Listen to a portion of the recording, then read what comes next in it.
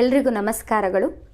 ಮೊದಲಿಗೆ ನೀವೆಲ್ಲರೂ ಕೂಡ ಅದ್ಭುತವಾಗಿ ಅಧ್ಯಯನವನ್ನು ಮಾಡ್ತಾ ಇದ್ದೀರಾ ಅಂತ ಹೇಳಿ ನಾನು ಭಾವಿಸ್ತೀನಿ. ಇವತ್ತಿನ ತರಗತಿಯಲ್ಲಿ ನಾವು ನಮ್ಮ ಕರ್ನಾಟಕದ ಆರ್ಥಿಕ ಸಮೀಕ್ಷೆ 2024 ಮತ್ತು 25ನೇ ಸಾಲಿನ ವಿಚಾರಗಳನ್ನು ಅಧ್ಯಯನವನ್ನು ಮಾಡ್ತಾ ಹೋಗೋಣ. KPSC ಮತ್ತು ಕರ್ನಾಟಕ ಪರೀಕ್ಷಾ ಪ್ರಾಧಿಕಾರ ಅಂತ ಹೇಳಿ ಬಂದಾಗ ಇವರು ನಡೆಸುವಂತಹ ಪರೀಕ್ಷೆಗಳಲ್ಲಿ ಕರ್ನಾಟಕದ ಆರ್ಥಿಕ ಸಮೀಕ್ಷೆಯಿಂದ ಬಹಳಷ್ಟು ಪ್ರಶ್ನೆಗಳು ಬರುತ್ತೆ. ಅದರಲ್ಲೂ ತಲಾದಾಯ ಆಗಿರ್ಬೋದು ಅಥವಾ ರಾಜ್ಯದ ಒಂದು ಆದಾಯ ಆಗಿರ್ಬೋದು. ಇವುಗಳ ಮೇಲೆ ಪ್ರಶ್ನೆಗಳು ಬರೋದ್ರಿಂದ ಇವುಗಳ ಬಗ್ಗೆ ಸಂಪೂರ್ಣವಾಗಿ ಅಧ್ಯಯನವನ್ನು ಮಾಡ್ತಾ ಹೋಗೋಣ. ಇನ್ನೂ ಯಾರು ನನ್ನ ಚಾನಲ್ಗೆ ಸಬ್ಸ್ಕ್ರೈಬ್ ಆಗಿಲ್ಲ, ಸಬ್ಸ್ಕ್ರೈಬ್ ಮಾಡ್ಕೊಳ್ಳಿ. ಹಾಗೆ ತರಗತಿಗಳ ಕುರಿತಾದಂತಹ ನಿಮ್ಮ ಅಭಿಪ್ರಾಯವನ್ನು ಕಮೆಂಟ್ ಮೂಲಕ ತಿಳಿಸಿ. ನೀವಿಲ್ಲಿ ನೋಡ್ತಿರುವಂಥದ್ದು ಕರ್ನಾಟಕ ಆರ್ಥಿಕ ಸಮೀಕ್ಷೆ 2024-25ನೇ ಸಾಲಿನ ಒಂದು ವರದಿ ಆಗಿರುತ್ತೆ. ಈ ಒಂದು ವರದಿಯು 47ನೇ ಪ್ರಕಟಣೆ ಆಗಿರುತ್ತೆ ಅಂತ ಹೇಳಿ ನಾವು ನೋಡ್ಬೋದು.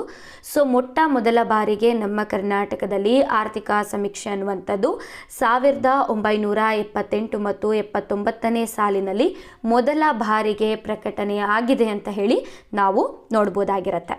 ಓಕೆ, ಇಲ್ಲಿ ಕರ್ನಾಟಕ ಆರ್ಥಿಕ ಸಮೀಕ್ಷೆ ಅಂತ ಹೇಳಿ ಬಂದಂಥ ಸಂದರ್ಭದಲ್ಲಿ ಯಾರು ಪ್ರಕಟಣೆಯನ್ನು ಮಾಡ್ತಾರೆ ಅಂತ ಹೇಳಿ ನಾವು ನೋಡೋದಾದರೆ ಕರ್ನಾಟಕ ಸರ್ಕಾರದ ಯೋಜನೆ, ಕಾರ್ಯಕ್ರಮ, ಸಂಯೋಜನೆ ಮತ್ತು ಸಾಂಖ್ಯಿಕ ಇಲಾಖೆಯು ಆರ್ಥಿಕ ಸಮೀಕ್ಷೆಯನ್ನು ಪ್ರತಿ ವರ್ಷವೂ ಪ್ರಕಟಣೆಯನ್ನು ಮಾಡ್ತಾ ಇದೆ ಅಂತ ಹೇಳಿ ನಾವು ನೋಡ್ಬೋದಾಗಿರುತ್ತೆ.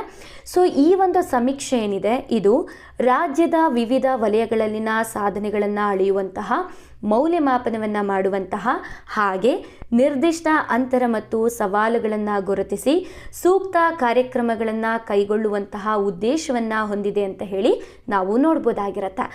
ಇಲ್ಲಿ ಸಮೀಕ್ಷೆ ಏನಿದೆ ಇದು 2024 ಮತ್ತು 25ನೇ ಸಾಲಿನಲ್ಲಿ ಕರ್ನಾಟಕ ಸರ್ಕಾರವು ಯಾವ ಯೋಜನೆಗಳನ್ನು ಜಾರಿಗೆ ತಗೊಂಡ್ಬಂದಿದೆ, ಆ ಒಂದು ಯೋಜನೆಗಳಿಂದ ಎಷ್ಟು ಜನರು ಆ ಒಂದು ಯೋಜನೆಯ ಲಾಭವನ್ನು ಪಡ್ಕೊಂಡಿದ್ದಾರೆ, ಆ ಒಂದು ಯೋಜನೆಯು ಎಷ್ಟು ಪ್ರಮಾಣದಲ್ಲಿ ಸಕ್ಸಸ್ ಅನ್ನು ಕಂಡಿದೆ, ಹೀಗೆ ಪ್ರತಿಯೊಂದು ಅಂಕಿ ಅಂಶಗಳನ್ನು ಈ ಒಂದು ಸಮೀಕ್ಷೆಯಲ್ಲಿ ಕೊಟ್ಟಿರ್ತಾರೆ.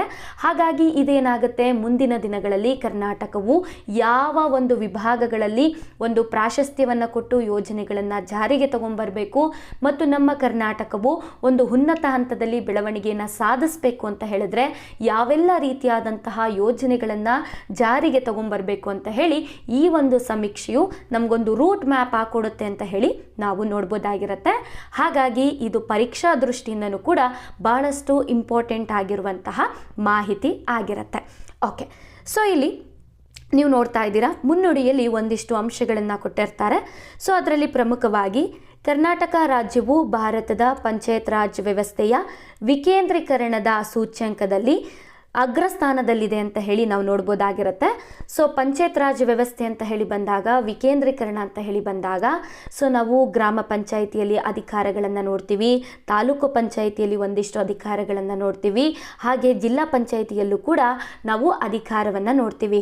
ಹಾಗಾಗಿ ಅಧಿಕಾರ ಅನ್ನುವಂಥದ್ದು ಇಲ್ಲಿ ಪ್ರತಿಯೊಂದು ಹಂತದಲ್ಲೂ ಕೂಡ ವಿಭಾಗವಾಗಿರುತ್ತೆ.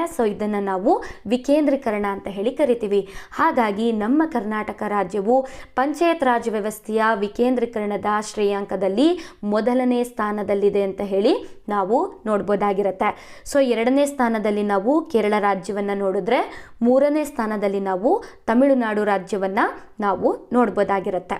ಓಕೆ, ನಂತರದಲ್ಲಿ ನಮ್ಮ ಕರ್ನಾಟಕವು 2.5 ಲಕ್ಷ ಎಲೆಕ್ಟ್ರಿಕ್ ವಾಹನಗಳನ್ನು ಹೊಂದಿದೆ ಅಂತ ಹೇಳಿ ನೋಡ್ಬೋದು. ಇತರ ರಾಜ್ಯಗಳಿಗೆ ಹೋಲಿಕೆಯನ್ನು ಮಾಡಿದ್ರೆ ನಮ್ಮ ಕರ್ನಾಟಕವು ಅತಿ ಹೆಚ್ಚು ಎಲೆಕ್ಟ್ರಿಕ್ ವಾಹನಗಳನ್ನು ಒಳಗೊಂಡಿದೆ ಅಂತ ಹೇಳಿ ನಾವು ನೋಡ್ಬೋದಾಗಿರುತ್ತೆ. ನಿಮ್ಮೆಲ್ಲರಿಗೂ ಕೂಡ ಗೊತ್ತಿರುವ ಹಾಗೆ ಪರಿಸರ ಮಾಲಿನ್ಯವನ್ನು ಕಡಿಮೆ ಮಾಡಬೇಕು ಅನ್ನುವಂತಹ ಉದ್ದೇಶದಿಂದ ಎಲೆಕ್ಟ್ರಿಕ್ ವಾಹನಗಳನ್ನು ಇವತ್ತು ಪ್ರಸ್ತುತವಾಗಿ ನಮ್ಮ ಭಾರತದಲ್ಲಿ ವಿವಿಧ ರೀತಿಯಾದಂತಹ ವಾಹನಗಳನ್ನು, ಅದು 2 ವೀಲರ್ ಆಗಿರ್ಬೋದು, 4 ವೀಲರ್ ಆಗಿರ್ಬೋದು, ಈ ರೀತಿ ವಾಹನಗಳನ್ನು ಜಾರಿಯನ್ನು ಮಾಡ್ತಾ ಇದ್ದಾರೆ. ಹಾಗಾಗಿ ನಮ್ಮ ಕರ್ನಾಟಕದಲ್ಲೂ ಕೂಡ ಅತಿ ಹೆಚ್ಚು ಎಲೆಕ್ಟ್ರಿಕ್ ವಾಹನಗಳನ್ನು ನಾವು ನೋಡ್ಬೋದು. ಹಾಗಾಗಿ ನಮ್ಮ ಕರ್ನಾಟಕದಲ್ಲಿ ಕರ್ನಾಟಕ ಕ್ಲೀನ್ ಮೊಬಿಲಿಟಿ ನೀತಿಯನ್ನು 2025ರಿಂದ 30ರವರೆಗೆ ಈ ಒಂದು ನೀತಿಯನ್ನು ಜಾರಿಯನ್ನು ಮಾಡಿದ್ದಾರೆ ಅಂತ ಹೇಳಿ ನಾವು ನೋಡ್ಬೋದಾಗಿರುತ್ತೆ. ಹಾಗಾಗಿ ಈ ಒಂದು ವಿಭಾಗದಿಂದ ಪ್ರಶ್ನೆ ಬರುವಂತಹ ಸಾಧ್ಯತೆ ಕೂಡ ಜಾಸ್ತಿ ಇರುತ್ತೆ. ಓಕೆ, ಸೊ ನೀವು ನೋಡ್ತಾ ಇದ್ದೀರಾ, ಹೂಡಿಕೆ ಅಂದರೆ ಇನ್ವೆಸ್ಟ್ಮೆಂಟನ್ನು ಆಕರ್ಷಣೆಯನ್ನು ಮಾಡಬೇಕು, ಹಾಗೆ ಹೊಸದಾಗಿ ಉದ್ಯೋಗವನ್ನು ಸೃಷ್ಟಿಯನ್ನು ಮಾಡಬೇಕು ಅಂತ ಹೇಳಿ ನಮ್ಮ ಕರ್ನಾಟಕ ರಾಜ್ಯವು ಜಾಗತಿಕ ಹೂಡಿಕೆದಾರರ ಸಮಾವೇಶವನ್ನು 2025 ಫೆಬ್ರವರಿ ತಿಂಗಳಿನಲ್ಲಿ ಒಂದು ಕಾರ್ಯಕ್ರಮವನ್ನು ಆಯೋಜನೆಯನ್ನು ಮಾಡಿತ್ತು ಅಂತ ಹೇಳಿ ನಾವು ನೋಡ್ಬೋದಾಗಿರುತ್ತೆ. ಸೊ ಈ ಒಂದು ಕಾರ್ಯಕ್ರಮದ ಹಿನ್ನೆಲೆಯಲ್ಲಿ ನಮ್ಮ ಕರ್ನಾಟಕದಲ್ಲಿ ಅತಿ ಹೆಚ್ಚು ಉದ್ಯೋಗ ಅವಕಾಶಗಳನ್ನು ಸೃಷ್ಟಿಯನ್ನು ಮಾಡಬೇಕು, ಹಾಗೆ ರಾಜ್ಯದ ಸಮತೋಲಿತ ಹಾಗೂ ಸಮಗ್ರ ಪ್ರಾದೇಶಿಕ ಅಭಿವೃದ್ಧಿಯನ್ನು ಸಾಧಿಸಬೇಕು ಅಂತ ಹೇಳಿ ಕರ್ನಾಟಕ ರಾಜ್ಯವು ಕೈಗಾರಿಕಾ ನೀತಿಯನ್ನು 2025ರಿಂದ 30ರವರೆಗೆ ಜಾರಿಯನ್ನು ಮಾಡಿದ್ದಾರೆ ಅಂತ ಹೇಳಿ ನಾವು ನೋಡ್ಬೋದಾಗಿರುತ್ತೆ. ಸೊ ಹಾಗಾಗಿ ಇಲ್ಲಿ ಕೂಡ ಪ್ರಶ್ನೆ ಬರೋ ಸಾಧ್ಯತೆ ಜಾಸ್ತಿ ಇರುತ್ತೆ. ಕರ್ನಾಟಕ ಕೈಗಾರಿಕಾ ನೀತಿ ಎಲ್ಲಿವರೆಗೂ ಜಾರಿಯಲ್ಲಿರುತ್ತೆ ಅಂದರೆ 2025ರಿಂದ 30ರವರೆಗೆ ಇರುತ್ತೆ. ಸೊ ಈ ಒಂದು ನೀತಿಯ ಉದ್ದೇಶ ಏನು ಅಂತ ಹೇಳಿದ್ರೆ, ನಮ್ಮ ಕರ್ನಾಟಕದಲ್ಲಿ ಅತಿ ಹೆಚ್ಚು ಹೂಡಿಕೆಯನ್ನು ಆಕರ್ಷಣೆಯನ್ನು ಮಾಡಬೇಕು, ಹಾಗೆ ಉದ್ಯೋಗ ಅವಕಾಶಗಳನ್ನು ಸೃಷ್ಟಿಯನ್ನು ಮಾಡಬೇಕು, ಸಮಗ್ರವಾಗಿ ಪ್ರಾದೇಶಿಕ ಅಭಿವೃದ್ಧಿಯನ್ನು ಮಾಡಬೇಕು ಅನ್ನುವಂಥದ್ದು ಈ ಒಂದು ನೀತಿಯ ಮೂಲ ಉದ್ದೇಶವಾಗಿರುತ್ತೆ ಅಂತ ಹೇಳಿ ನಾವು ನೋಡ್ಬೋದಾಗಿರುತ್ತೆ. ಓಕೆ, ಸೊ ನಂತರದಲ್ಲಿ ಸೊ ನೀವಿಲ್ಲಿ ನೋಡ್ತಿರುವಂಥದ್ದು 2024-25ನೇ ಸಾಲಿನ ಆರ್ಥಿಕ ಸಮೀಕ್ಷೆಯ 13 ಅಧ್ಯಾಯಗಳು ಆಗಿರುತ್ತೆ. ಸೊ ಇಲ್ಲಿ 13 ಅಧ್ಯಯನಗಳನ್ನು ಕೂಡ ನಾವು ಸಂಪೂರ್ಣವಾಗಿ ಅಧ್ಯಯನವನ್ನು ಮಾಡಬೇಕಂತ ನೀವು ಕೇಳಿದ್ರೆ, ಸೊ ನೀವು ಗ್ರೂಪ್ ಸಿ ಪರೀಕ್ಷೆಗಳಿಗೆ ಓದ್ತಾ ಇದ್ರೆ, ಸೊ ಇದರಲ್ಲಿ ಕೇವಲ ಸೆಲೆಕ್ಟೆಡ್ ಟಾಪಿಕ್ಸು, ಸೆಲೆಕ್ಟೆಡ್ ಅಧ್ಯಯನಗಳನ್ನು ಮಾತ್ರ ನೀವು ಅಭ್ಯಾಸವನ್ನು ಮಾಡಬೇಕಾಗತ್ತೆ. ಯಾಕೆ ಅಂದರೆ ಯಾವ ವಿಭಾಗದಿಂದ ಪ್ರಶ್ನೆಗಳು ಬರ್ತಾ ಇರುತ್ತೋ ಸೊ ಆ ಒಂದು ವಿಭಾಗವನ್ನು ನೀವು ಸಂಪೂರ್ಣವಾಗಿ ಅಧ್ಯಯನವನ್ನು ಮಾಡಬೇಕಾಗತ್ತೆ.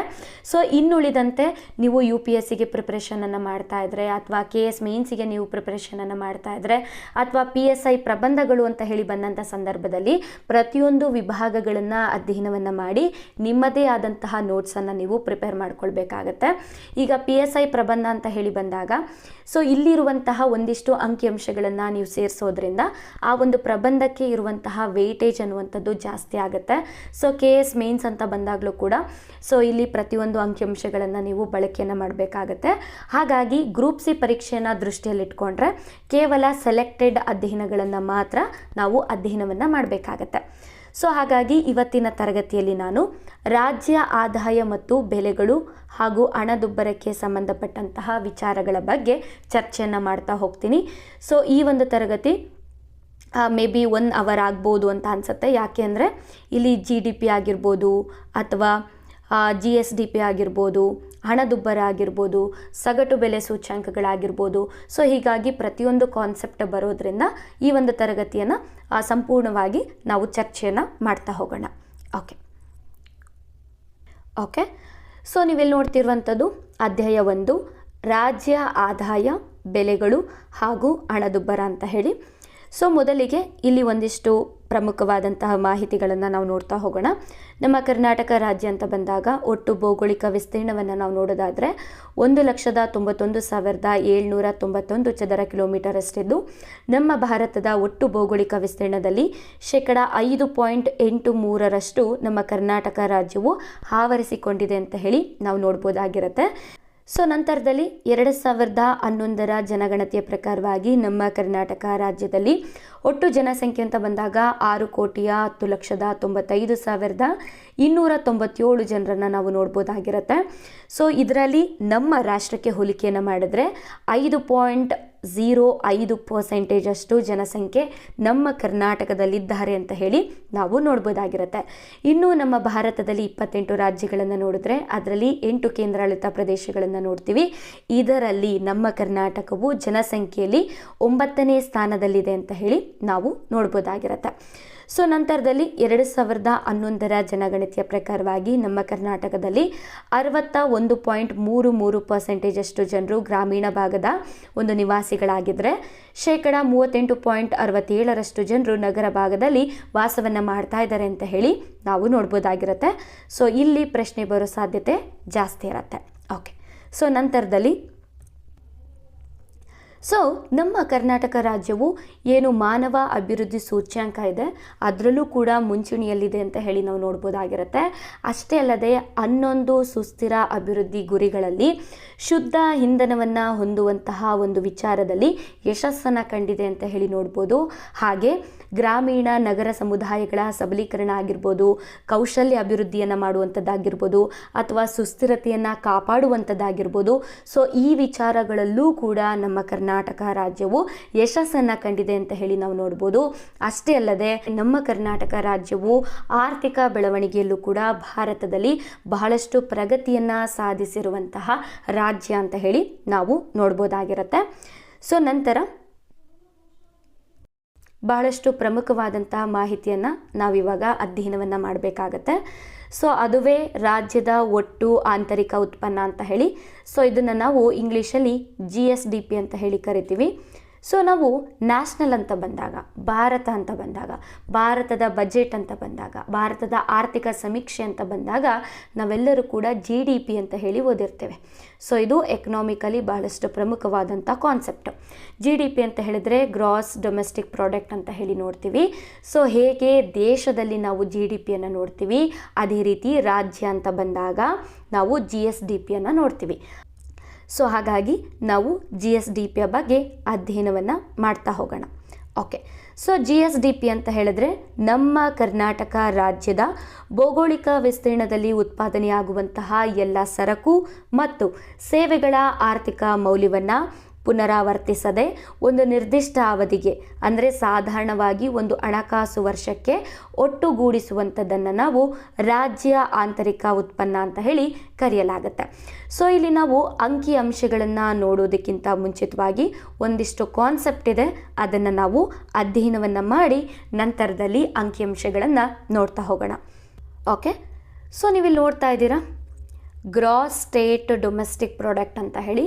ಸೊ ಅದನ್ನೇ ನಾವು GSDP ಅಂತ ಹೇಳಿ ಕರಿತೀವಿ. ಸೊ GSDP ಅಂದರೆ ಕನ್ನಡದಲ್ಲಿ ನಾವು ಒಟ್ಟು ರಾಜ್ಯದ ಆಂತರಿಕ ಉತ್ಪನ್ನ ಅಂತ ಹೇಳಿ ನೋಡ್ತೀವಿ. ಸೊ ಇದನ್ನು ನಾವು ನಮ್ಮ ರಾಜ್ಯದ ಆರ್ಥಿಕ ಪ್ರಗತಿಯನ್ನು ಅಳೆಯುವಂತಹ ಒಂದು ಅತ್ಯದ್ಭುತವಾದಂತಹ ಒಂದು ಸೂಚಕ ಅಂತ ಹೇಳಿ ನಾವು ನೋಡ್ಬೋದು. ಸೊ ಈಗ ಆಲ್ರೆಡಿ ನಾವು ಅಧ್ಯಯನವನ್ನು ಮಾಡಿದ ರೀತಿಯಲ್ಲಿ GSDP ಅಂತ ಹೇಳಿದರೆ ನಿರ್ದಿಷ್ಟವಾಗಿ ಒಂದು ಹಣಕಾಸು ವರ್ಷ, ಉದಾಹರಣೆಗೆ 2024ನೇ ಸಾಲಿನಿಂದ 2025ನೇ ಸಾಲು ಅಂತ ತೆಗೆದುಕೊಂಡ್ರೆ ನಮ್ಮ ರಾಜ್ಯದ ಒಂದು ಭೌಗೋಳಿಕ ಗಡಿಯೊಳಗೆ ಉತ್ಪಾದನೆಯಾಗುವಂತಹ ಎಲ್ಲ ಅಂತಿಮ ಸರಕುಗಳಾಗಿರ್ಬೋದು, ಸೇವೆಗಳಾಗಿರ್ಬೋದು, ಇವುಗಳ ಒಟ್ಟು ಹಣದ ಮೌಲ್ಯವನ್ನು ನಾವು GSDP ಅಂತ ಹೇಳಿ ಕರೆಯಲಾಗುತ್ತೆ. ಸೊ GSDPಯಿಂದ ನಾವು ನಮ್ಮ ರಾಜ್ಯವು ಪ್ರಗತಿಯ ಹಂತದಲ್ಲಿದೆಯಾ, ಪ್ರಗತಿಯನ್ನು ಸಾಧಿಸ್ತಿದೆಯಾ ಅಂತ ಹೇಳಿ ನಾವು ಕಂಡುಹಿಡಿಬೋದಾಗಿರುತ್ತೆ. ಹಾಗಾಗಿ GSDP ಅನ್ನುವಂಥದ್ದು ಬಹಳಷ್ಟು ಇಂಪಾರ್ಟೆಂಟ್ ಆಗಿರುತ್ತೆ. ಓಕೆ, ಸೊ ನಂತರದಲ್ಲಿ ಇಲ್ಲಿ GSDP ಅಂತ ಬಂದಾಗ ಒಂದಿಷ್ಟು ಮಾಹಿತಿಗಳು ಬರುತ್ತೆ. ಸೊ ಇವುಗಳ ಬಗ್ಗೆ ನಾವು ಅಧ್ಯಯನವನ್ನು ಮಾಡ್ತಾ ಹೋಗೋಣ. ರಾಷ್ಟ್ರ ಮಟ್ಟದಲ್ಲಿ ಲೆಕ್ಕಾಚಾರ ಅಂತ ಬಂದಾಗ ನಾವು GDPಯನ್ನು ನೋಡ್ತೀವಿ, ಗ್ರಾಸ್ ಡೊಮೆಸ್ಟಿಕ್ ಪ್ರಾಡಕ್ಟ್ ಅಂತ ಹೇಳಿ. ಸೊ ಇಲ್ಲಿ GDP ಅಂತ ಬಂದಾಗ GDPಯಿಂದ ನಾವು ಡಿಪ್ರಿಷಿಯೇಷನನ್ನು ಕಳಿತೀವಿ. ಸೊ ನಿಮ್ಮೆಲ್ರಿಗೂ ಕೂಡ ಗೊತ್ತಿರುತ್ತೆ ಡಿಪ್ರಿಷಿಯೇಷನ್ ಏನು ಅಂತ ಹೇಳಿ. ಸೊ ಡಿಪ್ರಿಷಿಯೇಷನ್ನ ಬಗ್ಗೆ ಈ ತರಗತಿಯಲ್ಲಿ ಕೂಡ ಅಧ್ಯಯನವನ್ನು ಮಾಡ್ತಾ ಹೋಗೋಣ.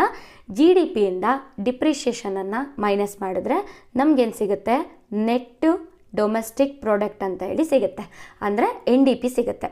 ಅದೇ ರೀತಿಯಲ್ಲಿ ನಮ್ಮ ಕರ್ನಾಟಕದಲ್ಲೂ ಕೂಡ GSDPಯಿಂದ ನಾವು ಡಿಪ್ರಿಷಿಯೇಷನನ್ನು ಮೈನಸ್ ಮಾಡಿದ್ರೆ ನಮಗೆ NSDP ಸಿಗುತ್ತೆ. ಸೊ ಏನಿದು ಡಿಪ್ರಿಷಿಯೇಷನ್, ಇದ್ರ ಬಗ್ಗೆ ನೋಡ್ತಾ ಹೋಗೋಣ.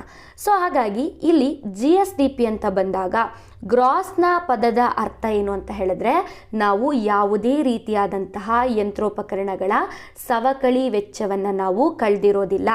ಸೊ ಅಂತಿಮ ಸರಕು ಸೇವೆಗಳ ಒಟ್ಟು ಮೌಲ್ಯವನ್ನು ನಾವು GSDPಯಲ್ಲಿ ಲೆಕ್ಕಾಚಾರವನ್ನು ಮಾಡ್ತೀವಿ. ಹಾಗಾಗಿ ಗ್ರಾಸ್ ಅಂತ ಹೇಳಿದ್ರೆ ಯಾವುದೇ ರೀತಿಯಾದಂತಹ ಸವಕಳಿ ವೆಚ್ಚವನ್ನು ನಾವು ಕಳೆದಿರೋದಿಲ್ಲ ಅಂತ ಹೇಳಿ ಅರ್ಥ ಬರುತ್ತೆ. ನಂತರ ಸ್ಟೇಟ್ ಅಂತ ಬಂದಾಗ ನಮ್ಮ ಕರ್ನಾಟಕದ ಗಡಿಯೊಳಗೆ ಮಾತ್ರ ಉತ್ಪಾದನೆಯಾದಂತಹ ಸರಕು ಮತ್ತು ಸೇವೆಗಳ ಮೌಲ್ಯವನ್ನು ಲೆಕ್ಕಾಚಾರವನ್ನು ಮಾಡಲಾಗುವಂತಹ ವಿಚಾರ ಆಗಿರುತ್ತೆ. ಸೊ ನಂತರ ಡೊಮೆಸ್ಟಿಕ್ ಪ್ರಾಡಕ್ಟ್ ಅಂತ ಬಂದಾಗ ಮಾರಾಟಕ್ಕೆ ಸಿದ್ಧವಿರುವಂತಹ ಅಂತಿಮ ಉತ್ಪನ್ನಗಳು ಮತ್ತು ಸೇವೆಗಳನ್ನು ಮಾತ್ರ ಒಳಗೊಂಡಿರುತ್ತೆ. ಸೊ ಮಧ್ಯಂತರ ವಸ್ತುಗಳೇನಿರುತ್ತಲ್ಲ, ಸೊ ಅದು ಯಾವುದೂ ಕೂಡ GSDPಯಲ್ಲಿ ನಾವು ಲೆಕ್ಕಾಚಾರವನ್ನು ಮಾಡೋದಿಲ್ಲ. ಸೊ ಉದಾಹರಣೆಗೆ ಒಂದು ಬಟ್ಟೆಯನ್ನು ಸಿದ್ಧ ಮಾಡಬೇಕು ಅಂತ ಹೇಳಿದ್ರೆ ನಾವು GSDPಯಲ್ಲಿ ಈ ಅಂತಿಮ ಬಟ್ಟೆಯನ್ನು ಇದರ ಬೆಲೆಯನ್ನು ಮಾತ್ರ ನಾವು ಲೆಕ್ಕಾಚಾರವನ್ನು ಮಾಡ್ತೀವಿ. ಈ ಒಂದು ಬಟ್ಟೆಯನ್ನು ತಯಾರು ಮಾಡಬೇಕು ಅಂದರೆ ಭಾಳಷ್ಟು ವಿವಿಧವಾದಂಥ ಹಂತಗಳಿರುತ್ತೆ. ಫಸ್ಟು ನೂಲು ಅಂದರೆ ರೇಷ್ಮೆಯಿಂದ ಬಟ್ಟೆಯನ್ನು ಮಾಡಿದರೆ ರೇಷ್ಮೆಯನ್ನು ನಾವು ತೆಗಿಬೇಕಾಗಿರುತ್ತೆ, ಅದನ್ನು ನೂಲು ಮಾಡಬೇಕಾಗಿರುತ್ತೆ. ಅದಾದ ನಂತರ ಅದನ್ನು ಏನು ಮಾಡ್ತಾರೆ, ಬಟ್ಟೆಯನ್ನು ನೇಯ್ತಾರೆ. ಅದಾದ ನಂತರ ಅದು ಒಂದು ಫೈನಲ್ ಪ್ರಾಡಕ್ಟ್ ಆಗುವಂಥದ್ದು. ಹಾಗಾಗಿ ಈ ಮಧ್ಯಂತರದಲ್ಲಿರುವಂತಹ ಯಾವುದೇ ರೀತಿಯಾದಂತಹ ವಸ್ತುಗಳ ಲೆಕ್ಕಾಚಾರವನ್ನು ನಾವು GSDPಯಲ್ಲಿ ಮಾಡೋದಿಲ್ಲ. ಕೇವಲ ಅಂತಿಮ ಸರಕುಗಳನ್ನು ಮಾತ್ರ ನಾವು GSDPಯಲ್ಲಿ ಲೆಕ್ಕಾಚಾರವನ್ನು ಮಾಡ್ತೀವಿ. ಓಕೆ, ಸೊ ಈಗ ಫೈನಲ್ ಆಗಿ ನಾವು ಹೇಳೋದಾದರೆ GSDP ಅಂತ ಹೇಳಿದ್ರೆ ಯಾವುದೇ ರೀತಿಯಾದಂಥ ಡಿಪ್ರಿಷಿಯೇಷನ್ನ ಮೈನಸ್ ಮಾಡಿರೋದಿಲ್ಲ. ಹಾಗೆ ನಮ್ಮ ಕರ್ನಾಟಕ ರಾಜ್ಯದ ಗಡಿಯೊಳಗೆ ಉತ್ಪಾದನೆಯಾಗುವಂತಹ ಸರಕು ಸೇವೆಗಳ ಮೌಲ್ಯವನ್ನು ತೆಗೆದುಕೊಳ್ತೀವಿ. ಹಾಗೆ ಡೊಮೆಸ್ಟಿಕ್ ಪ್ರಾಡಕ್ಟ್ ಅಂತ ಬಂದಾಗ ಮಾರಾಟಕ್ಕೆ ಸಿದ್ಧವಿರುವಂತಹ ಅಂತಿಮ ಉತ್ಪನ್ನಗಳು ಮತ್ತು ಸೇವೆಗಳನ್ನು ಮಾತ್ರ ಲೆಕ್ಕಾಚಾರವನ್ನು ಮಾಡ್ತೀವಿ ಅಂತ ಹೇಳಿ ನಾವು ನೋಡ್ಬೋದು. ಸೊ ಇದನ್ನು ನಾವು GSDP ಅಂತ ಹೇಳಿ ಕರೆಯಲಾಗತ್ತೆ. ಓಕೆ, ಸೊ ಇದಾದ ನಂತರ ಒಂದು ಸೂತ್ರ ಇದೆ. ಸೊ ನಾನು ಆಗಲೇ ಹೇಳಿದೆ, ಡಿಪ್ರಿಷಿಯೇಷನ್ ಆಗಿರ್ಬೋದು, NSDP ಆಗಿರ್ಬೋದು. ಸೊ ಇವುಗಳ ಬಗ್ಗೆ ನಾವು ಈಗ ನೋಡ್ತಾ ಹೋಗೋಣ. ಸೊ GSDPಯಲ್ಲಿ ನಾವೇನಾದರೂ ಡಿಪ್ರಿಷಿಯೇಷನನ್ನು ಮೈನಸ್ ಮಾಡಿದ್ರೆ ಅಂತಿಮವಾಗಿ ನಮಗೆ NSDP ಅಂದರೆ ನಿವ್ವಳ ರಾಜ್ಯ ಆಂತರಿಕ ಉತ್ಪನ್ನ ಅನ್ನುವಂಥದ್ದು ಸಿಗುತ್ತೆ ಅಂತ ಹೇಳಿ.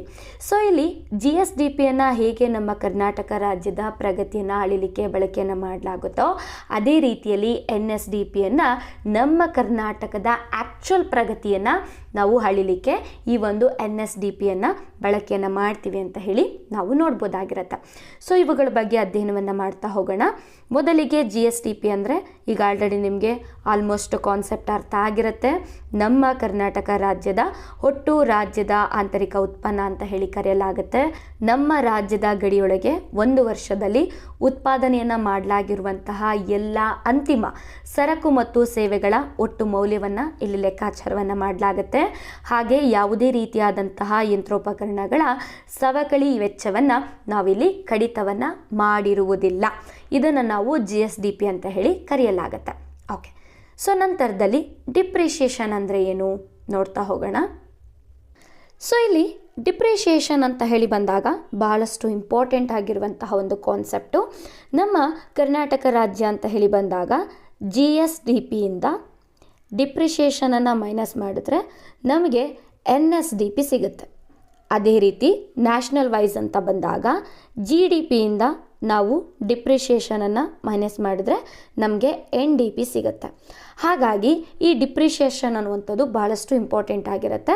ಯಾಕೆ ಡಿಪ್ರಿಷಿಯೇಷನನ್ನು ನಾವು GSDPಯಿಂದ GDPಯಿಂದ ಮೈನಸ್ ಮಾಡಬೇಕು, ಯಾಕೆ NDP ಮತ್ತು NSDP ಅನ್ನುವಂಥದ್ದು ನಮ್ಮ ರಾಜ್ಯ ಆಗಿರ್ಬೋದು ಅಥವಾ ನಮ್ಮ ದೇಶದ ಪ್ರಗತಿಯನ್ನು ಅಳೆಯುವಂತಹ ಪ್ರಮುಖವಾದಂತಹ ಸೂಚಕವಾಗಿದೆ ಅಂತ ಹೇಳಿ ನಾವು ಅಧ್ಯಯನವನ್ನು ಮಾಡ್ತಾ ಹೋಗೋಣ. ಸೊ ಇಲ್ಲಿ ಒಂದು ಕಂಪನಿಯ ಉದಾಹರಣೆಯನ್ನು ತೆಗೆದುಕೊಂಡು ನಾವು ಅಧ್ಯಯನವನ್ನು ಮಾಡ್ತಾ ಹೋಗೋಣ. ಡಿಪ್ರಿಷಿಯೇಷನ್ ಯಾಕೆ ಇಂಪಾರ್ಟೆಂಟ್ ಅಂತ ಹೇಳಿ. ಓಕೆ, 2024ರಲ್ಲಿ ನಾನು ಒಂದು ಮ್ಯಾನುಫ್ಯಾಕ್ಚರಿಂಗ್ ಕಂಪನಿಯನ್ನು ನಡೆಸ್ತಾ ಇದ್ದೀನಿ. ಒಂದು ಬಟ್ಟೆಯನ್ನು ತಯಾರಿಸುವಂತಹ ಒಂದು ಕಂಪನಿ ಆಗಿರುತ್ತೆ. ಬಟ್ಟೆಯನ್ನು ತಯಾರಿಸುವಂತಹ ಒಂದು ಯಂತ್ರವನ್ನು 2024ರಲ್ಲಿ ನಾನು ಹೊಸದಾಗಿ ಪರ್ಚೇಸ್ ಮಾಡಿ ತೆಗೆದುಕೊಂಡು ಬಂದಿದ್ದೇನೆ. ಈ ಒಂದು ಯಂತ್ರ 2024ರಿಂದ 25ನೇ ಸಾಲಿನಲ್ಲಿ, ಸೊ ಒಂದು ವರ್ಷದಲ್ಲಿ ಈ ಒಂದು ಯಂತ್ರ ಏನು ಮಾಡುತ್ತೆ ಅಂದರೆ 100 ಬಟ್ಟೆಗಳನ್ನು ತಯಾರಿ ಮಾಡುತ್ತೆ. ಅಲ್ಲಿಗೆ ಈ ಒಂದು ಕಂಪನಿ 2024 ಮತ್ತು 25ನೇ ಸಾಲಿನಲ್ಲಿ 100 ಬಟ್ಟೆಗಳನ್ನು ತಯಾರಿಸಿದೆ ಅಂತ ಹೇಳಿ ನಾವು ನೋಡ್ಬೋದು. ಸೊ ಇದೇ ಯಂತ್ರದಿಂದ ನಾನು 2025 ಮತ್ತು 26ನೇ ಸಾಲಿನಲ್ಲಿ ಮತ್ತೆ 100 ಬಟ್ಟೆಗಳನ್ನು ತಯಾರಿಸಬೇಕಂತ ಹೇಳಿ ಟಾರ್ಗೆಟನ್ನು ಇಟ್ಕೊಂಡಿದ್ದೀನಿ. ಆದರೆ ಇದೇ ಯಂತ್ರ ಅಂತ ಹೇಳಿ ಬಂದಾಗ ಕೆಲವೊಂದು ಬಾರಿ ಈ 100 ಬಟ್ಟೆಗಳನ್ನು ತಯಾರಿ ಮಾಡುವಂತಹ ಸಂದರ್ಭದಲ್ಲಿ ಕೆಲವೊಂದು ಟೆಕ್ನಿಕಲ್ ಇಶ್ಯೂಸ್ ಆಗ್ಬೋದು, ರಿಪೇರಿಗೆ ಬರ್ಬೋದು. ಇದರ ಕೆಪಾಸಿಟಿ ಅನ್ನುವಂಥದ್ದು ಕಡಿಮೆ ಆಗಿರುತ್ತೆ. ಯಾಕೆ ಅಂತ ಹೇಳಿದ್ರೆ ಒಂದು ವರ್ಷ ಪೂರ್ತಿ ನಾವು ಬಳಕೆ ಮಾಡಿರ್ತೀವಿ, ಮತ್ತೆ ಮುಂದಿನ ವರ್ಷಕ್ಕೆ ಅದೇ ಯಂತ್ರವನ್ನು ಬಳಕೆ ಮಾಡುವಂಥ ಸಂದರ್ಭದಲ್ಲಿ ಕೆಲವೊಂದು ಪಾರ್ಟ್ಸ್ಗಳೇನಾಗಿರ್ಬೋದು ರಿಪೇರಿಗೆ ಬಂದಿರ್ಬೋದು. ಹಾಗಾಗಿ ಈ ಯಂತ್ರವನ್ನು ನಾನು 10,000 ರೂಪಾಯಿಗಳನ್ನು ಖರ್ಚು ಮಾಡಿ ರಿಪೇರಿಯನ್ನು ಮಾಡಿಸ್ತೀನಿ. ಅದಾದ ನಂತರ ಈ ಒಂದು ಯಂತ್ರದಿಂದ ನಾನು 2025 ಮತ್ತು 26ನೇ ಸಾಲಿನಲ್ಲಿ 100 ಬಟ್ಟೆಗಳನ್ನು ತಯಾರಿಸ್ತೀನಿ ಅಂತ ಹೇಳಿ ನಾವು ನೋಡ್ಬೋದು. ಸೊ ಇಲ್ಲಿ ಒಂದು ಸಮಾಜಕ್ಕೆ ಕಣ್ಣಿಗೆ ಕಾಣುವ ರೀತಿಯಲ್ಲಿ 2024 ಮತ್ತು 25ನೇ ಸಾಲಿನಲ್ಲಿ ಈ ಒಂದು ಕಂಪನಿ 100 ಬಟ್ಟೆಗಳನ್ನು ತಯಾರಿಸಿದೆ ಅಂತ ಹೇಳಿ ನೋಡ್ಬೋದು. ಅದೇ ರೀತಿ 2025 ಮತ್ತು 26ನೇ ಸಾಲಿನಲ್ಲಿ ಈ ಕಂಪನಿ 100 ಬಟ್ಟೆಗಳನ್ನು ತಯಾರಿಸಿದೆ ಅಂತ ಹೇಳಿ ನಮಗೆ ಕಾಣಿಸುತ್ತೆ. ಆದರೆ ಈ ಒಂದು ಯಂತ್ರವನ್ನು ರಿಪೇರಿ ಮಾಡಿಸಿರುವಂತಹ ಈ ಒಂದು 10,000 ರೂಪಾಯಿಗಳೇನಿರುತ್ತೆ, ಈ ಒಂದು ರಿಪೇರಿಯ ಖರ್ಚು ಅನ್ನುವಂಥದ್ದು ಯಾರಿಗೂ ಕೂಡ ಕಾಣಿಸೋದಿಲ್ಲ. ಹಾಗಾಗಿ ಸೊ ಇಲ್ಲಿ ಕಂಪನಿಯ ಆದಾಯ ಅಂತ ಹೇಳಿ ಬಂದಾಗ